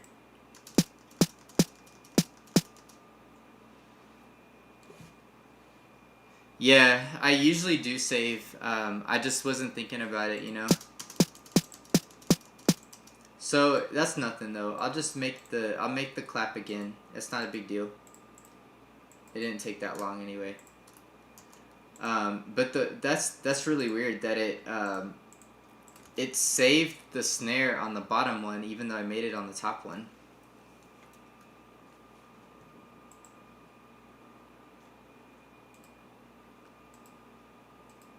It's not liking me to copy that effects chain that I have going on there.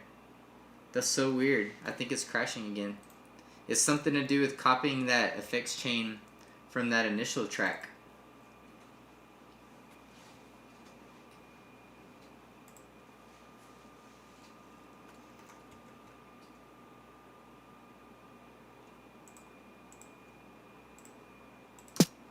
I'll just copy Serum onto this track here.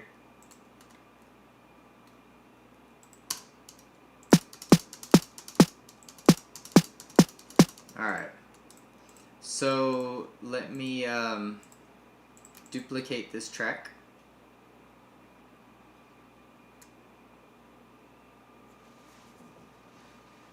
That's so weird. It just doesn't want me to duplicate that effects chain for some reason. It keeps crashing every time I do that. Alright, one last time.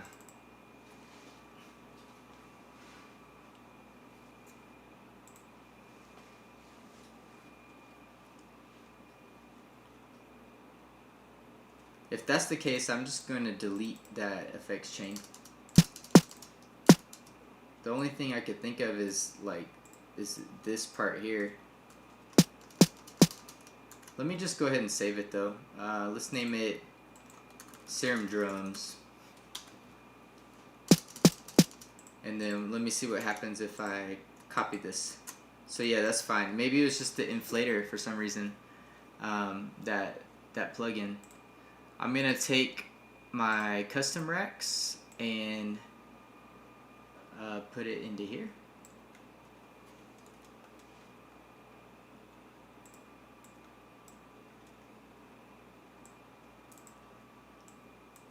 Let's see what that sounds like.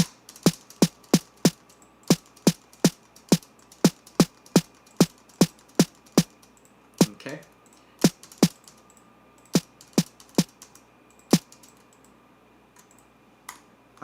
And then now I'm going to make the clap again real quick.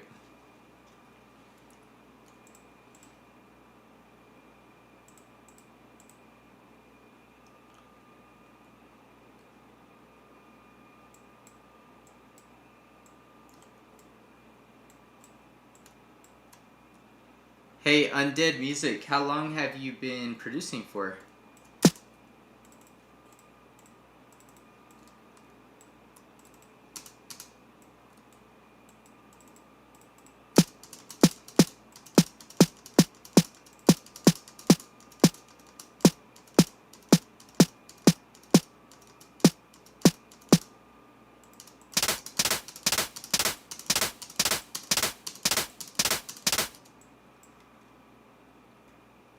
See, something that's really cool about making your own drums is that what if you wanted to, you probably could never find an actual sample of a clap that sounded like this, what I'm about to make. And I don't know why, I mean, you may not want one like this, but if you did, like where would you find a sample that sounds like that? But you could certainly make it, you know, just like that, which is, I mean, that's the importance of being able to create your own sounds, even though you don't always have to make them from scratch though.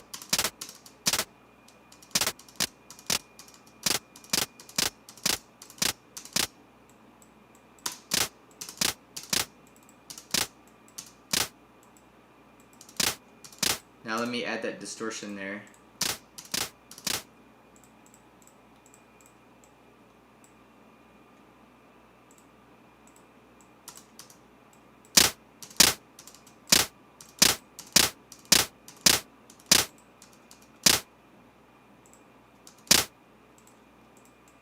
I'm going to recreate this loop here. Just have it looping. Save, make sure you save.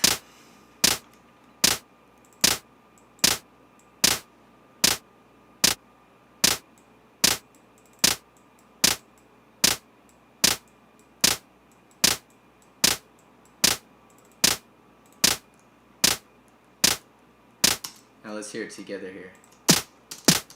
So the clap's a little bit too loud.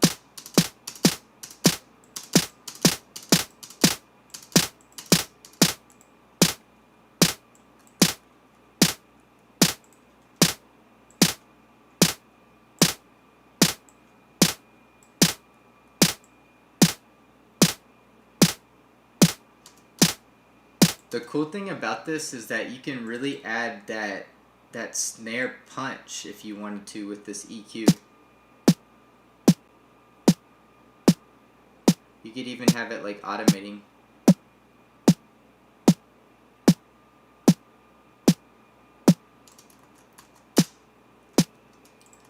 And let me see what happens if I pitch the actual note up.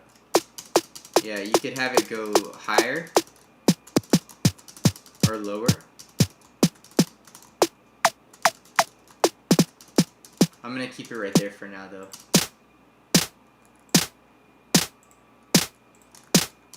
And I might make this clap a little bit faster.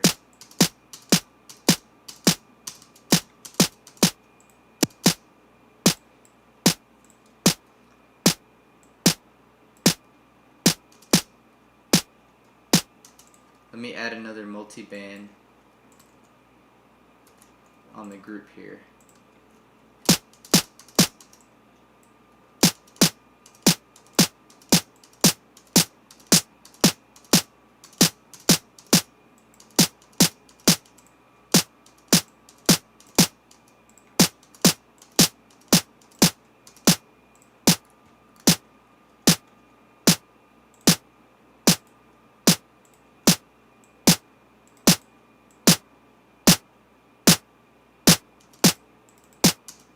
Yeah, and then another thing I could do is maybe add some, like just something on top. I could probably record some sounds around the house or something with, like with this little handheld recorder. Just record different Foley stuff.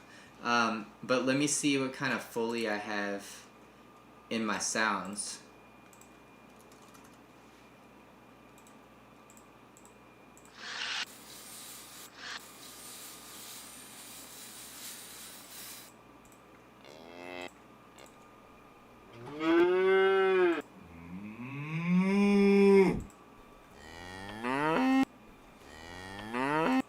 I need something that's like chains or something rattling. Yeah, that would work too.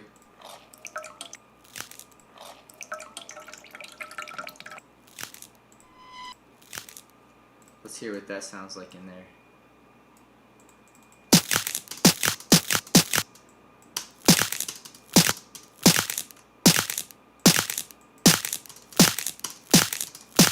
That little bit of like pre-sound sounds cool in there. Like leading up into it.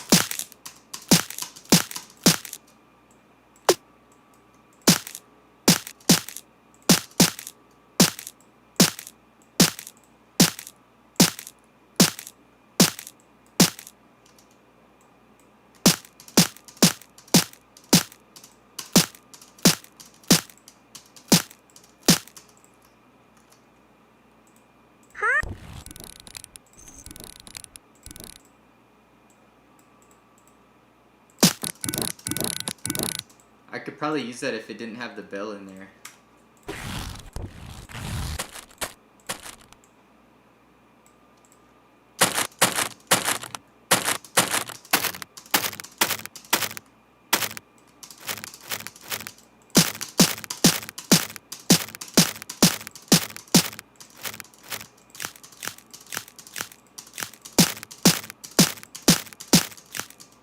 I could maybe have this one in the left ear. Just softer in volume. That way it creates some stereo width. And then now let me find something to put in the right ear. Hi.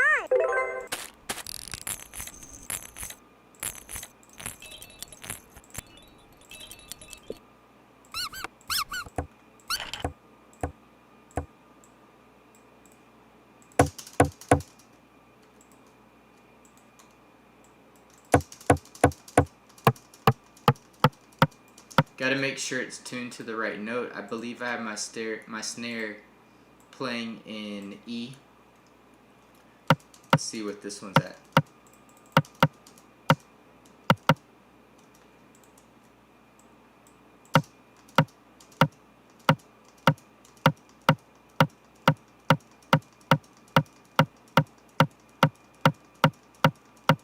It's hard to tell. Let me hear what it sounds like in the track.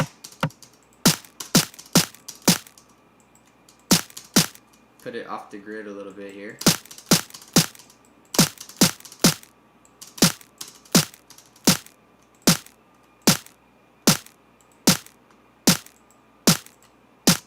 That sound doesn't balance very well in the right speaker because it's not the same type of sound as this.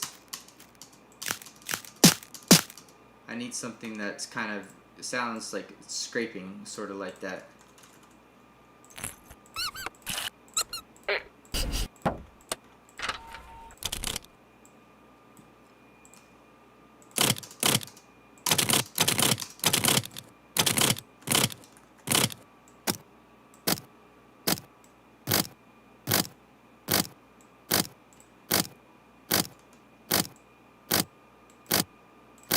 And then turn it down here. Those sounds need to kind of balance each other.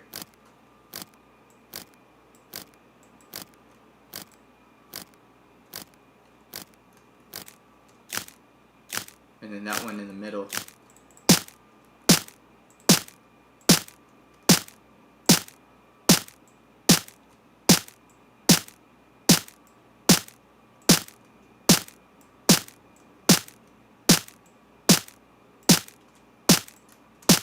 Yeah, that's a different snare, you know? Different sounding.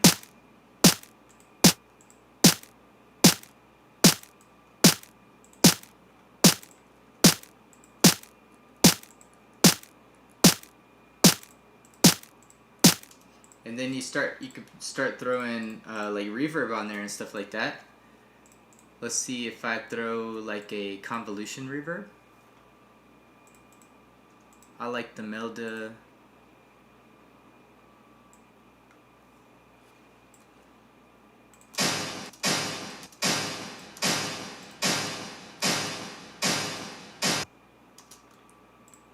I might throw it on, let's see, maybe on the clap. Let me choose like a room.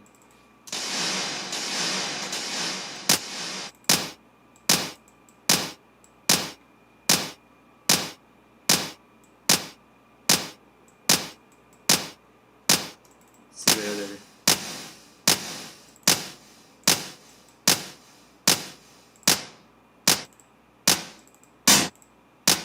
I like that one.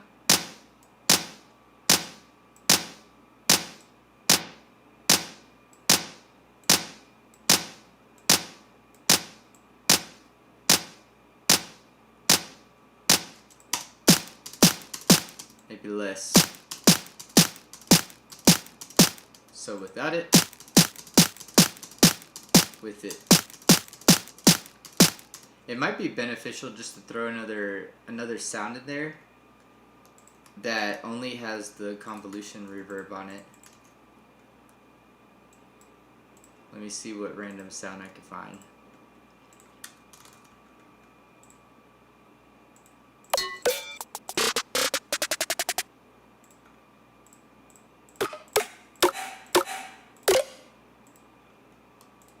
I just need something basic.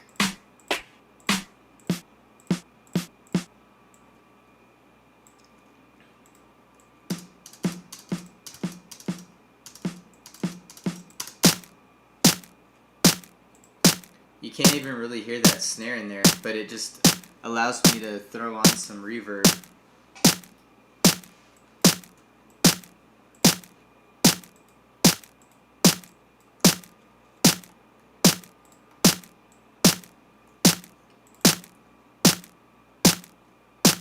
I think I'll pitch it down because it's playing at F right now.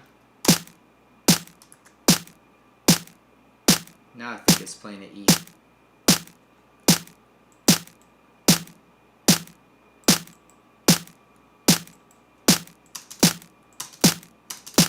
Yeah, so I mean that's it right there. I just made a snare drum, and I mean you could do this dozens of times and just build up like a little effects or a snare folder, and or you could resample it and then layer it with something else. So like let's say I resampled this right here.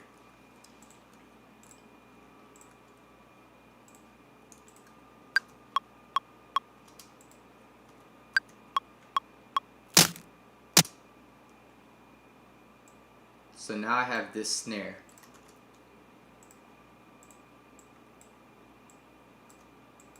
So this is the one I just made. I can mute that group.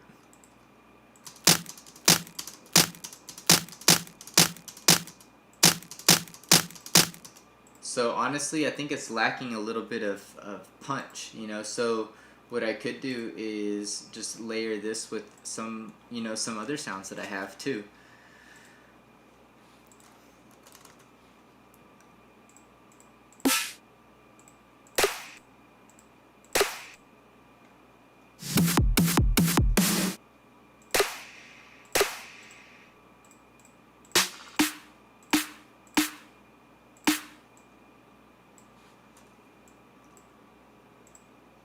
Cut this sound down.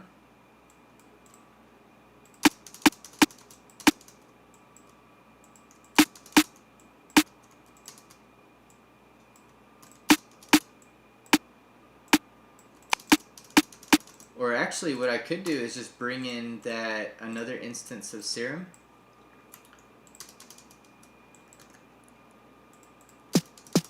So that has like that punch that I need.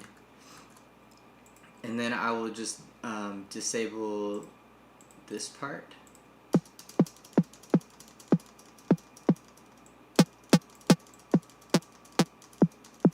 And I'll make a sine wave there.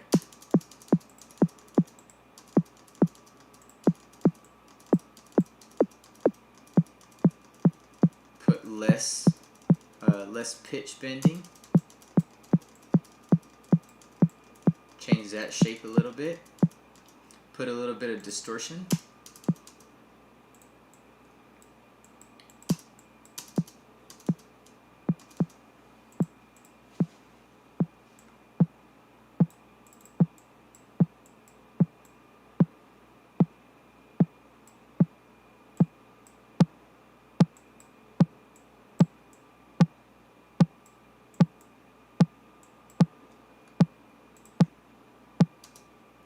let me put this down here.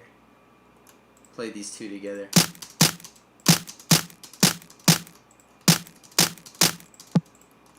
Let's see what happens if I pitch this down an octave.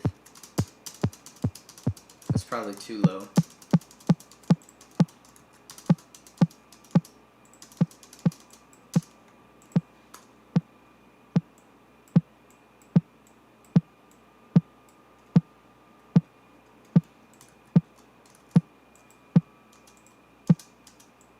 Change this up a little bit. Make it longer.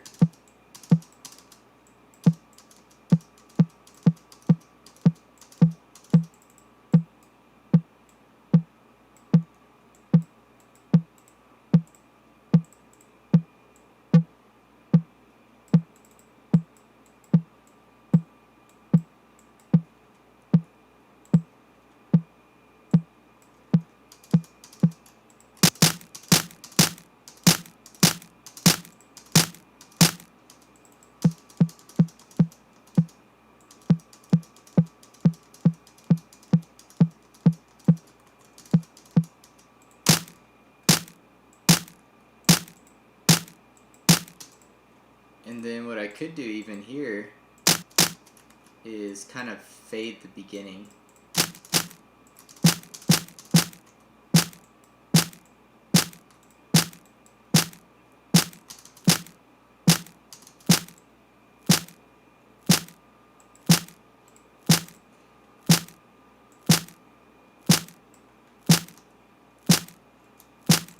Now I can group these together. See what happens if I put a compressor on it.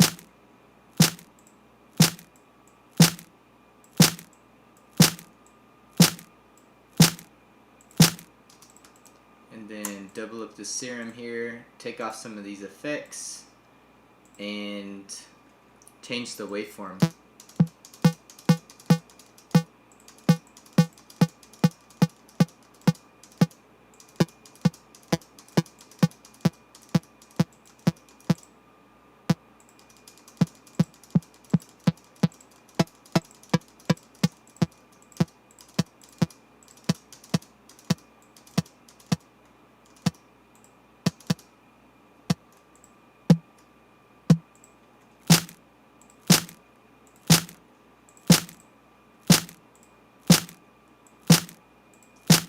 That has kind of a unique quality to it. It's like really,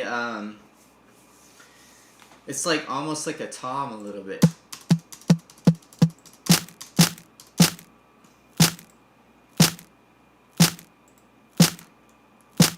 So this was the original sound here. And then when I resampled it and stacked it some more, it was like...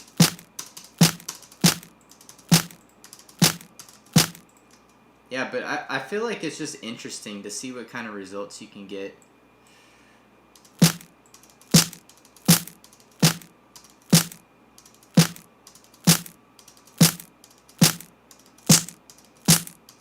And then you can automate this EQ like...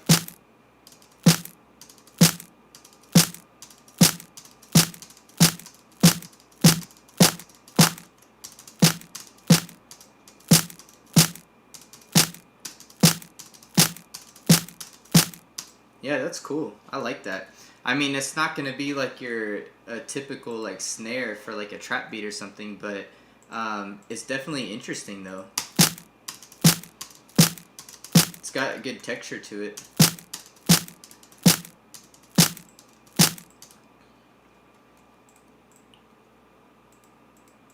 Alright, I probably have a little bit of time left to live stream, but I think I'm going to try to create some ARPs. I've been wanting to create some ARPs.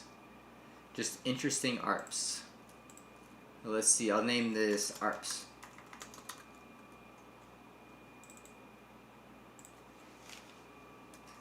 Let's see, I'll name this. Alright, I'm going to open up FM8 actually, because I want to mess around with what they've got. So Native Instruments, FM8.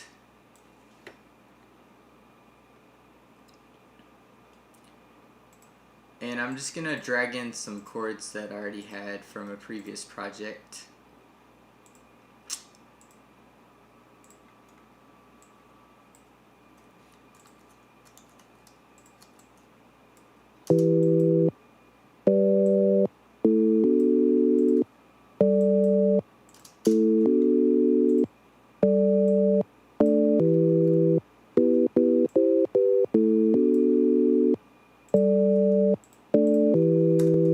Actually, I made those chords this weekend.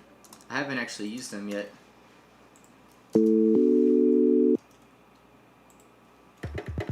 So let me just pull up a sound here. See what I can use.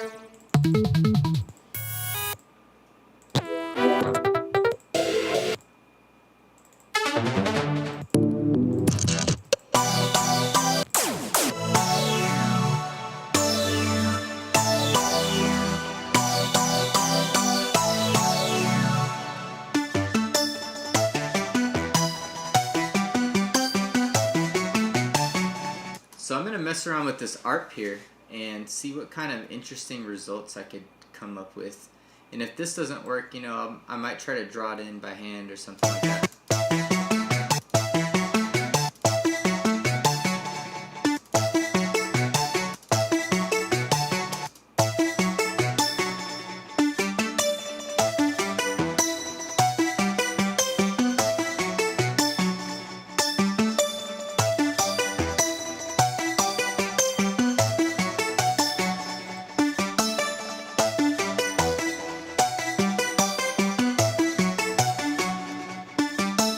I'm going to start off with just a couple chords here.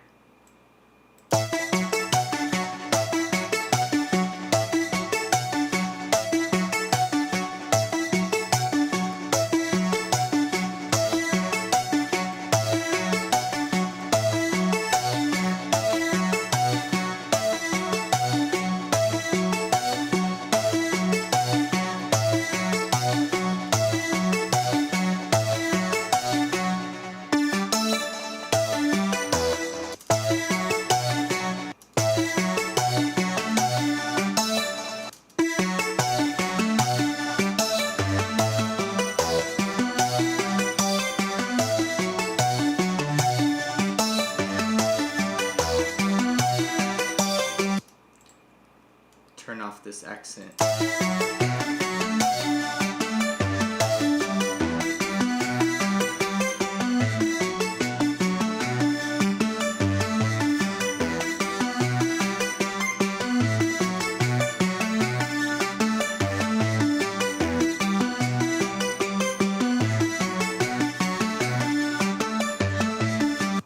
Let me hear what this sounds like if I just put an Ableton ARP on it.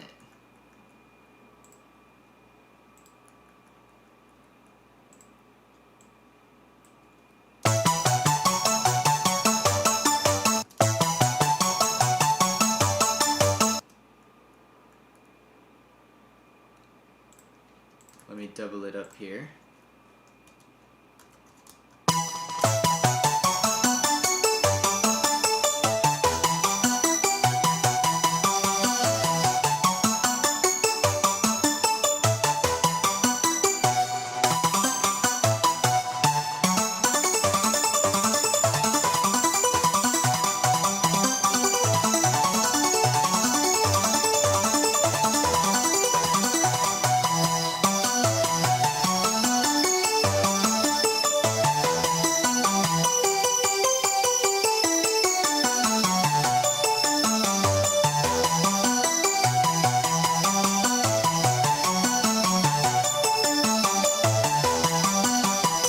I think the chord structure might be just a little bit too complex. I'm going to try to simple it down a little bit.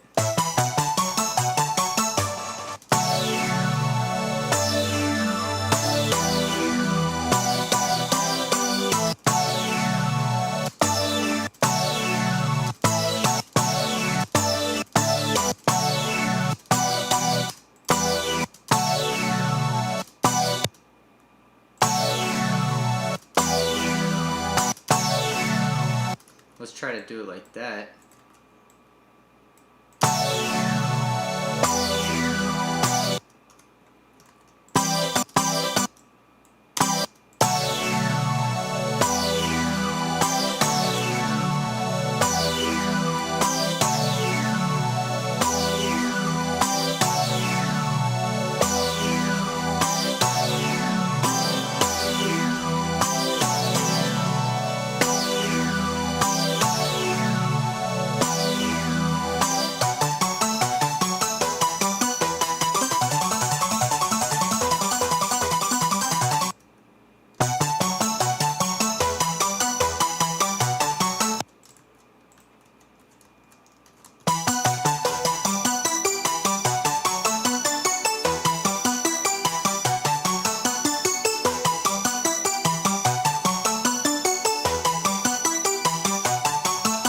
know there's a way to export that MIDI that you've created with the Ableton arpeggiator, but I don't remember how to do that. Let me see if I can find out real quick.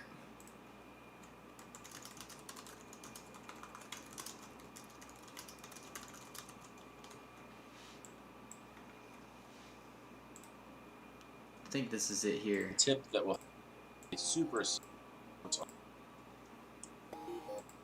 like pinky to be crazy and have it all make a new repeat the root note. Let's call it. Alright, and now so to came up with this workaround, create the ARP, record enable it, and press record. This workaround, create a new MIDI track, set the input to be the ARP, record enable it, and press record. Look at. Let me see if I can route that.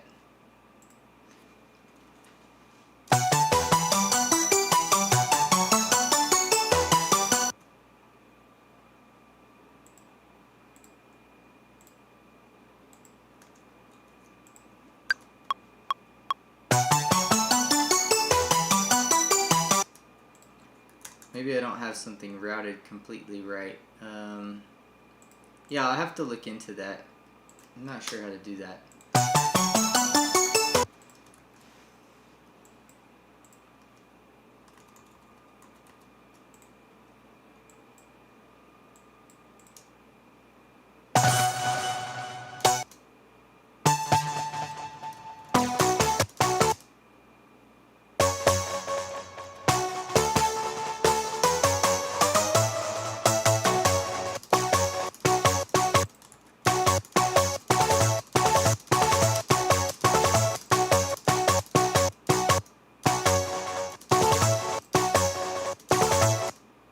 That's kind of cool.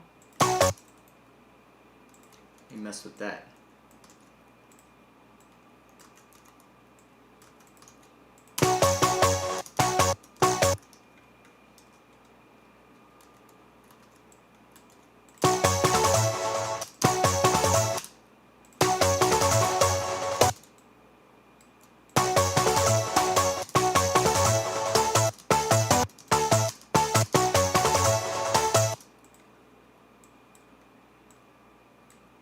I've never done something like this before. This is kind of interesting.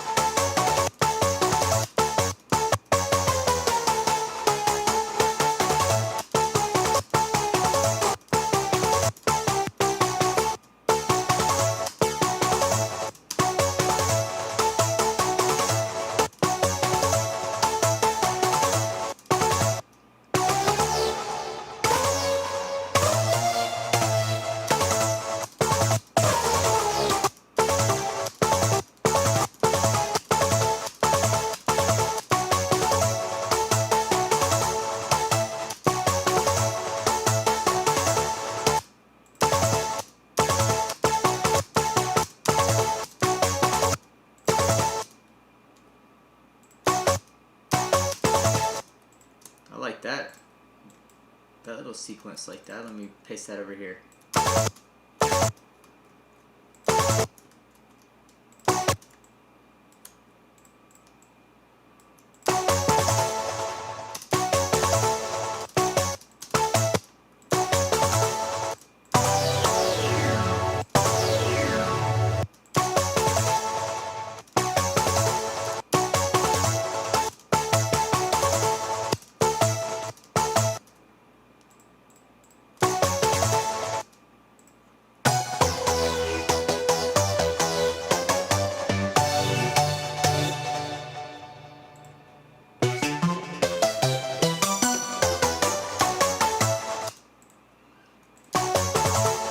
I'm gonna drag in my little rack that I have over here. Chord progressions rack.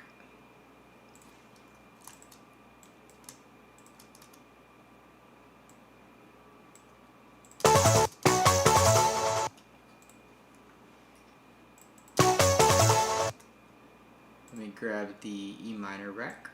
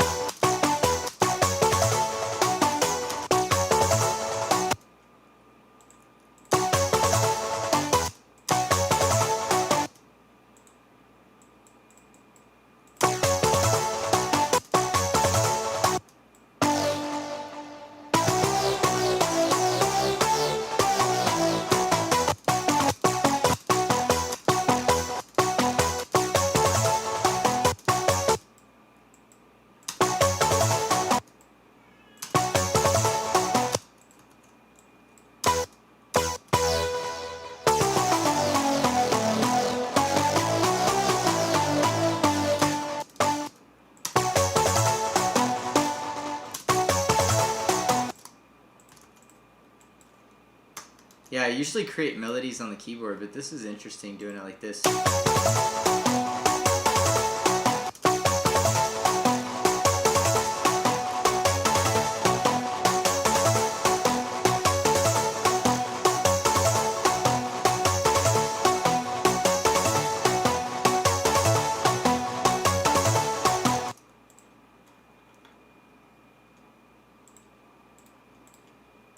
Find like a quick clap I could throw in here.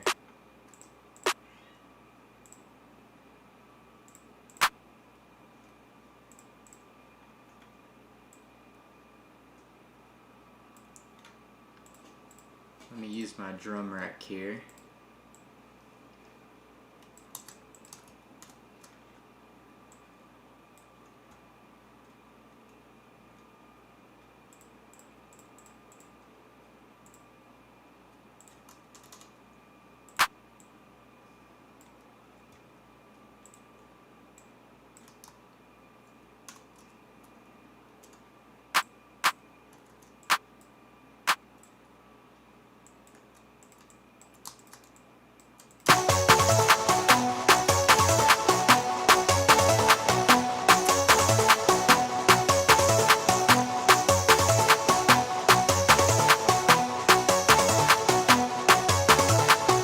So now I'm gonna just add some other stuff to go along with that and see what happens. I started off trying to make some ARPs, but it kind of turned into like this high energy type melody a little bit.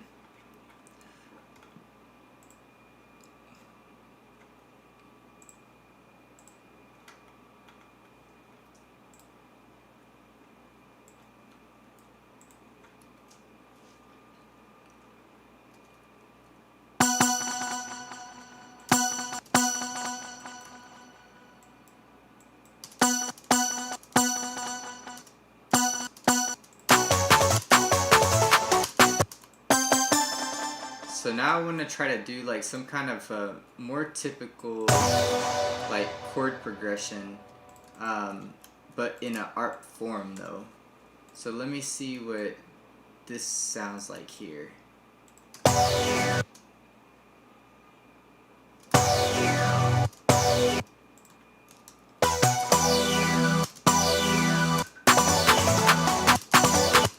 I don't like that.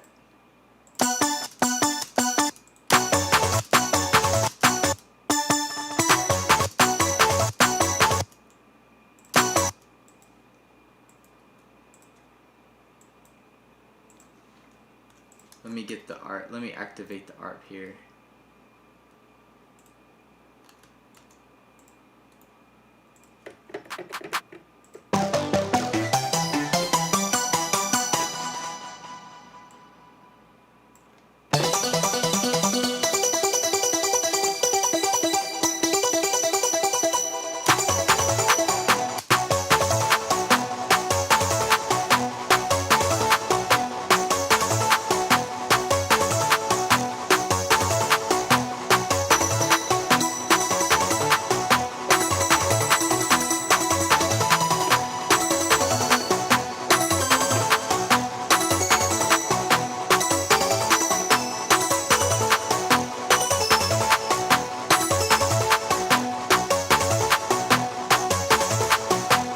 Yeah, that melody's kind of crazy. I don't know what I could pair with that.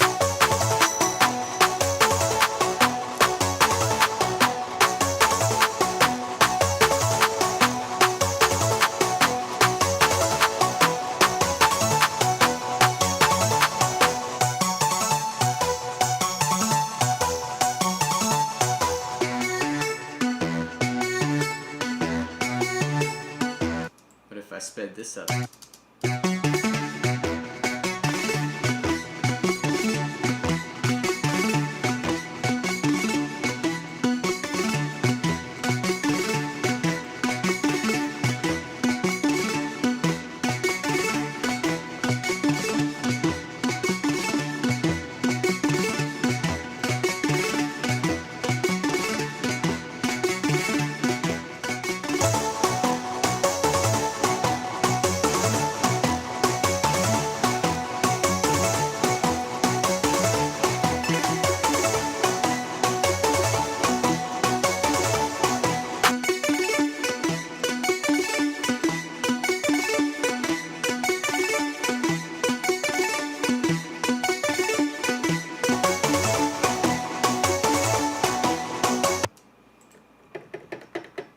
Yeah, that kind of sounds cool, but I think it sounds cool because it's playing like this one key is playing a couple of different notes.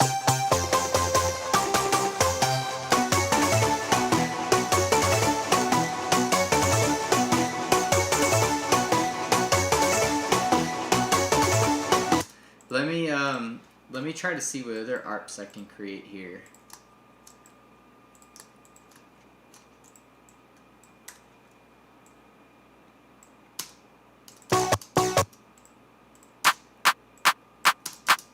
I'll still use those claps there.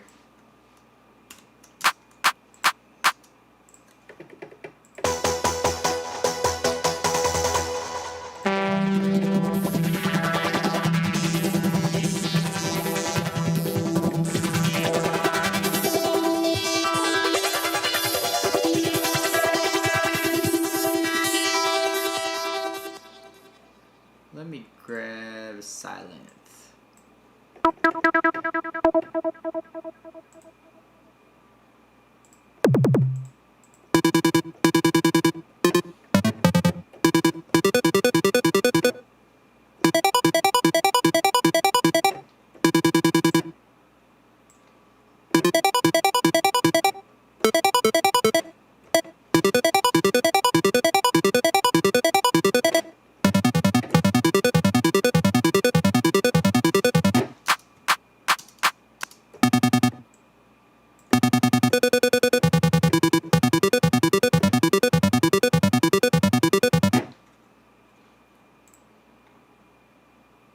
Get a different let's get a different sound in there.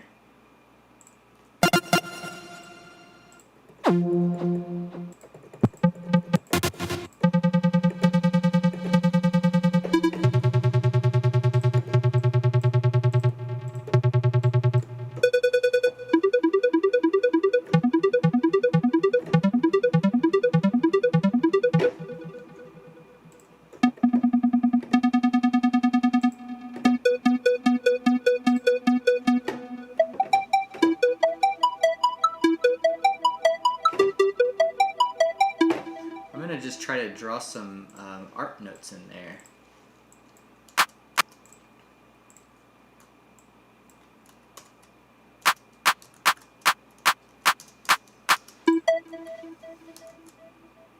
take the ARP off.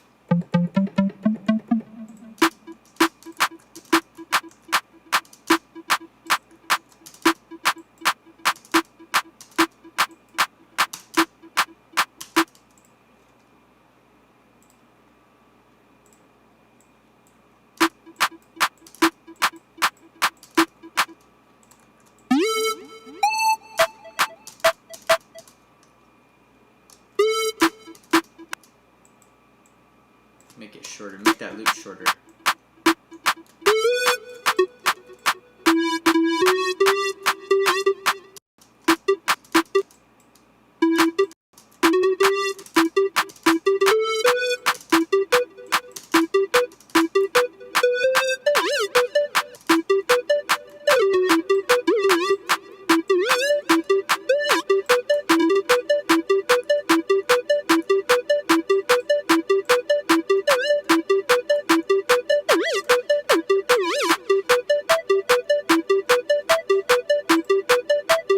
For some reason, I feel like whenever you actually write in the notes for an ARP, you can just make some really interesting stuff that doesn't sound so static.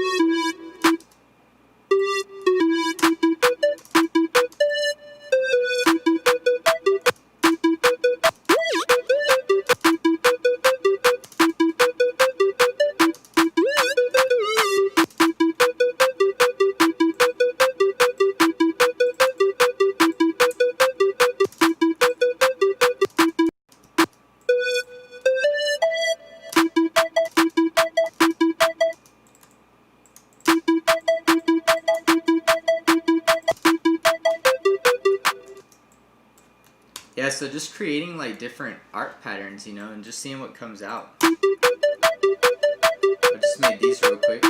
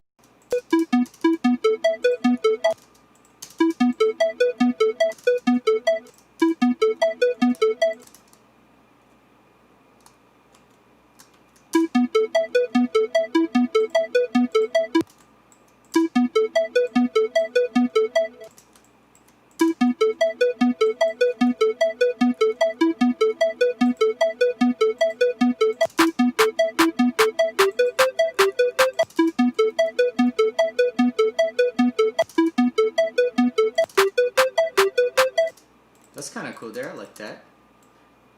Double that up there and then just change the end.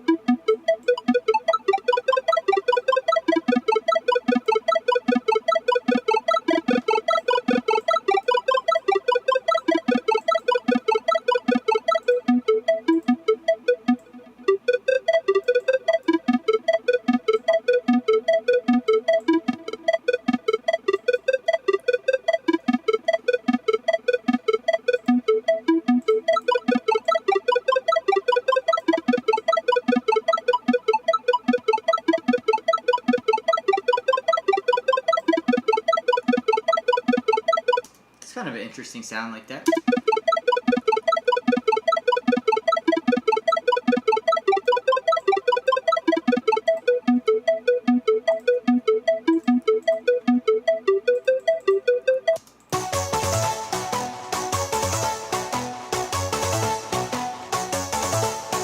I like that idea still.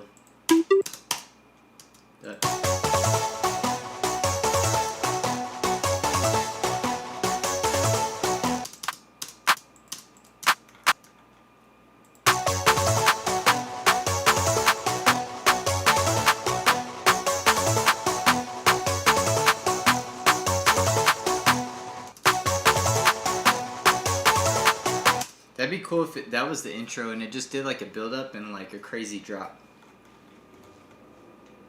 And maybe some like vocal sample to go along with that.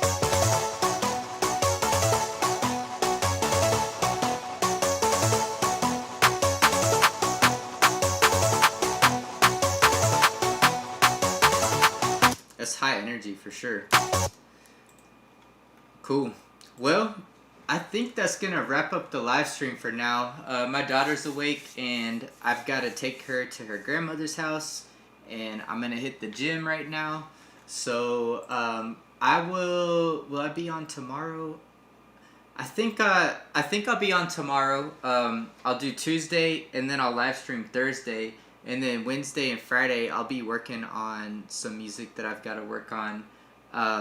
And then also, I mentioned it before in this live stream, but I have a new song coming out on Apostle Records next week. So be on the lookout for that. I'll give you more details as that progresses. But new music coming soon, and hopefully when I get some of these songs finished up, I'll be able to release them too. So yeah, thank you guys so much for tuning in.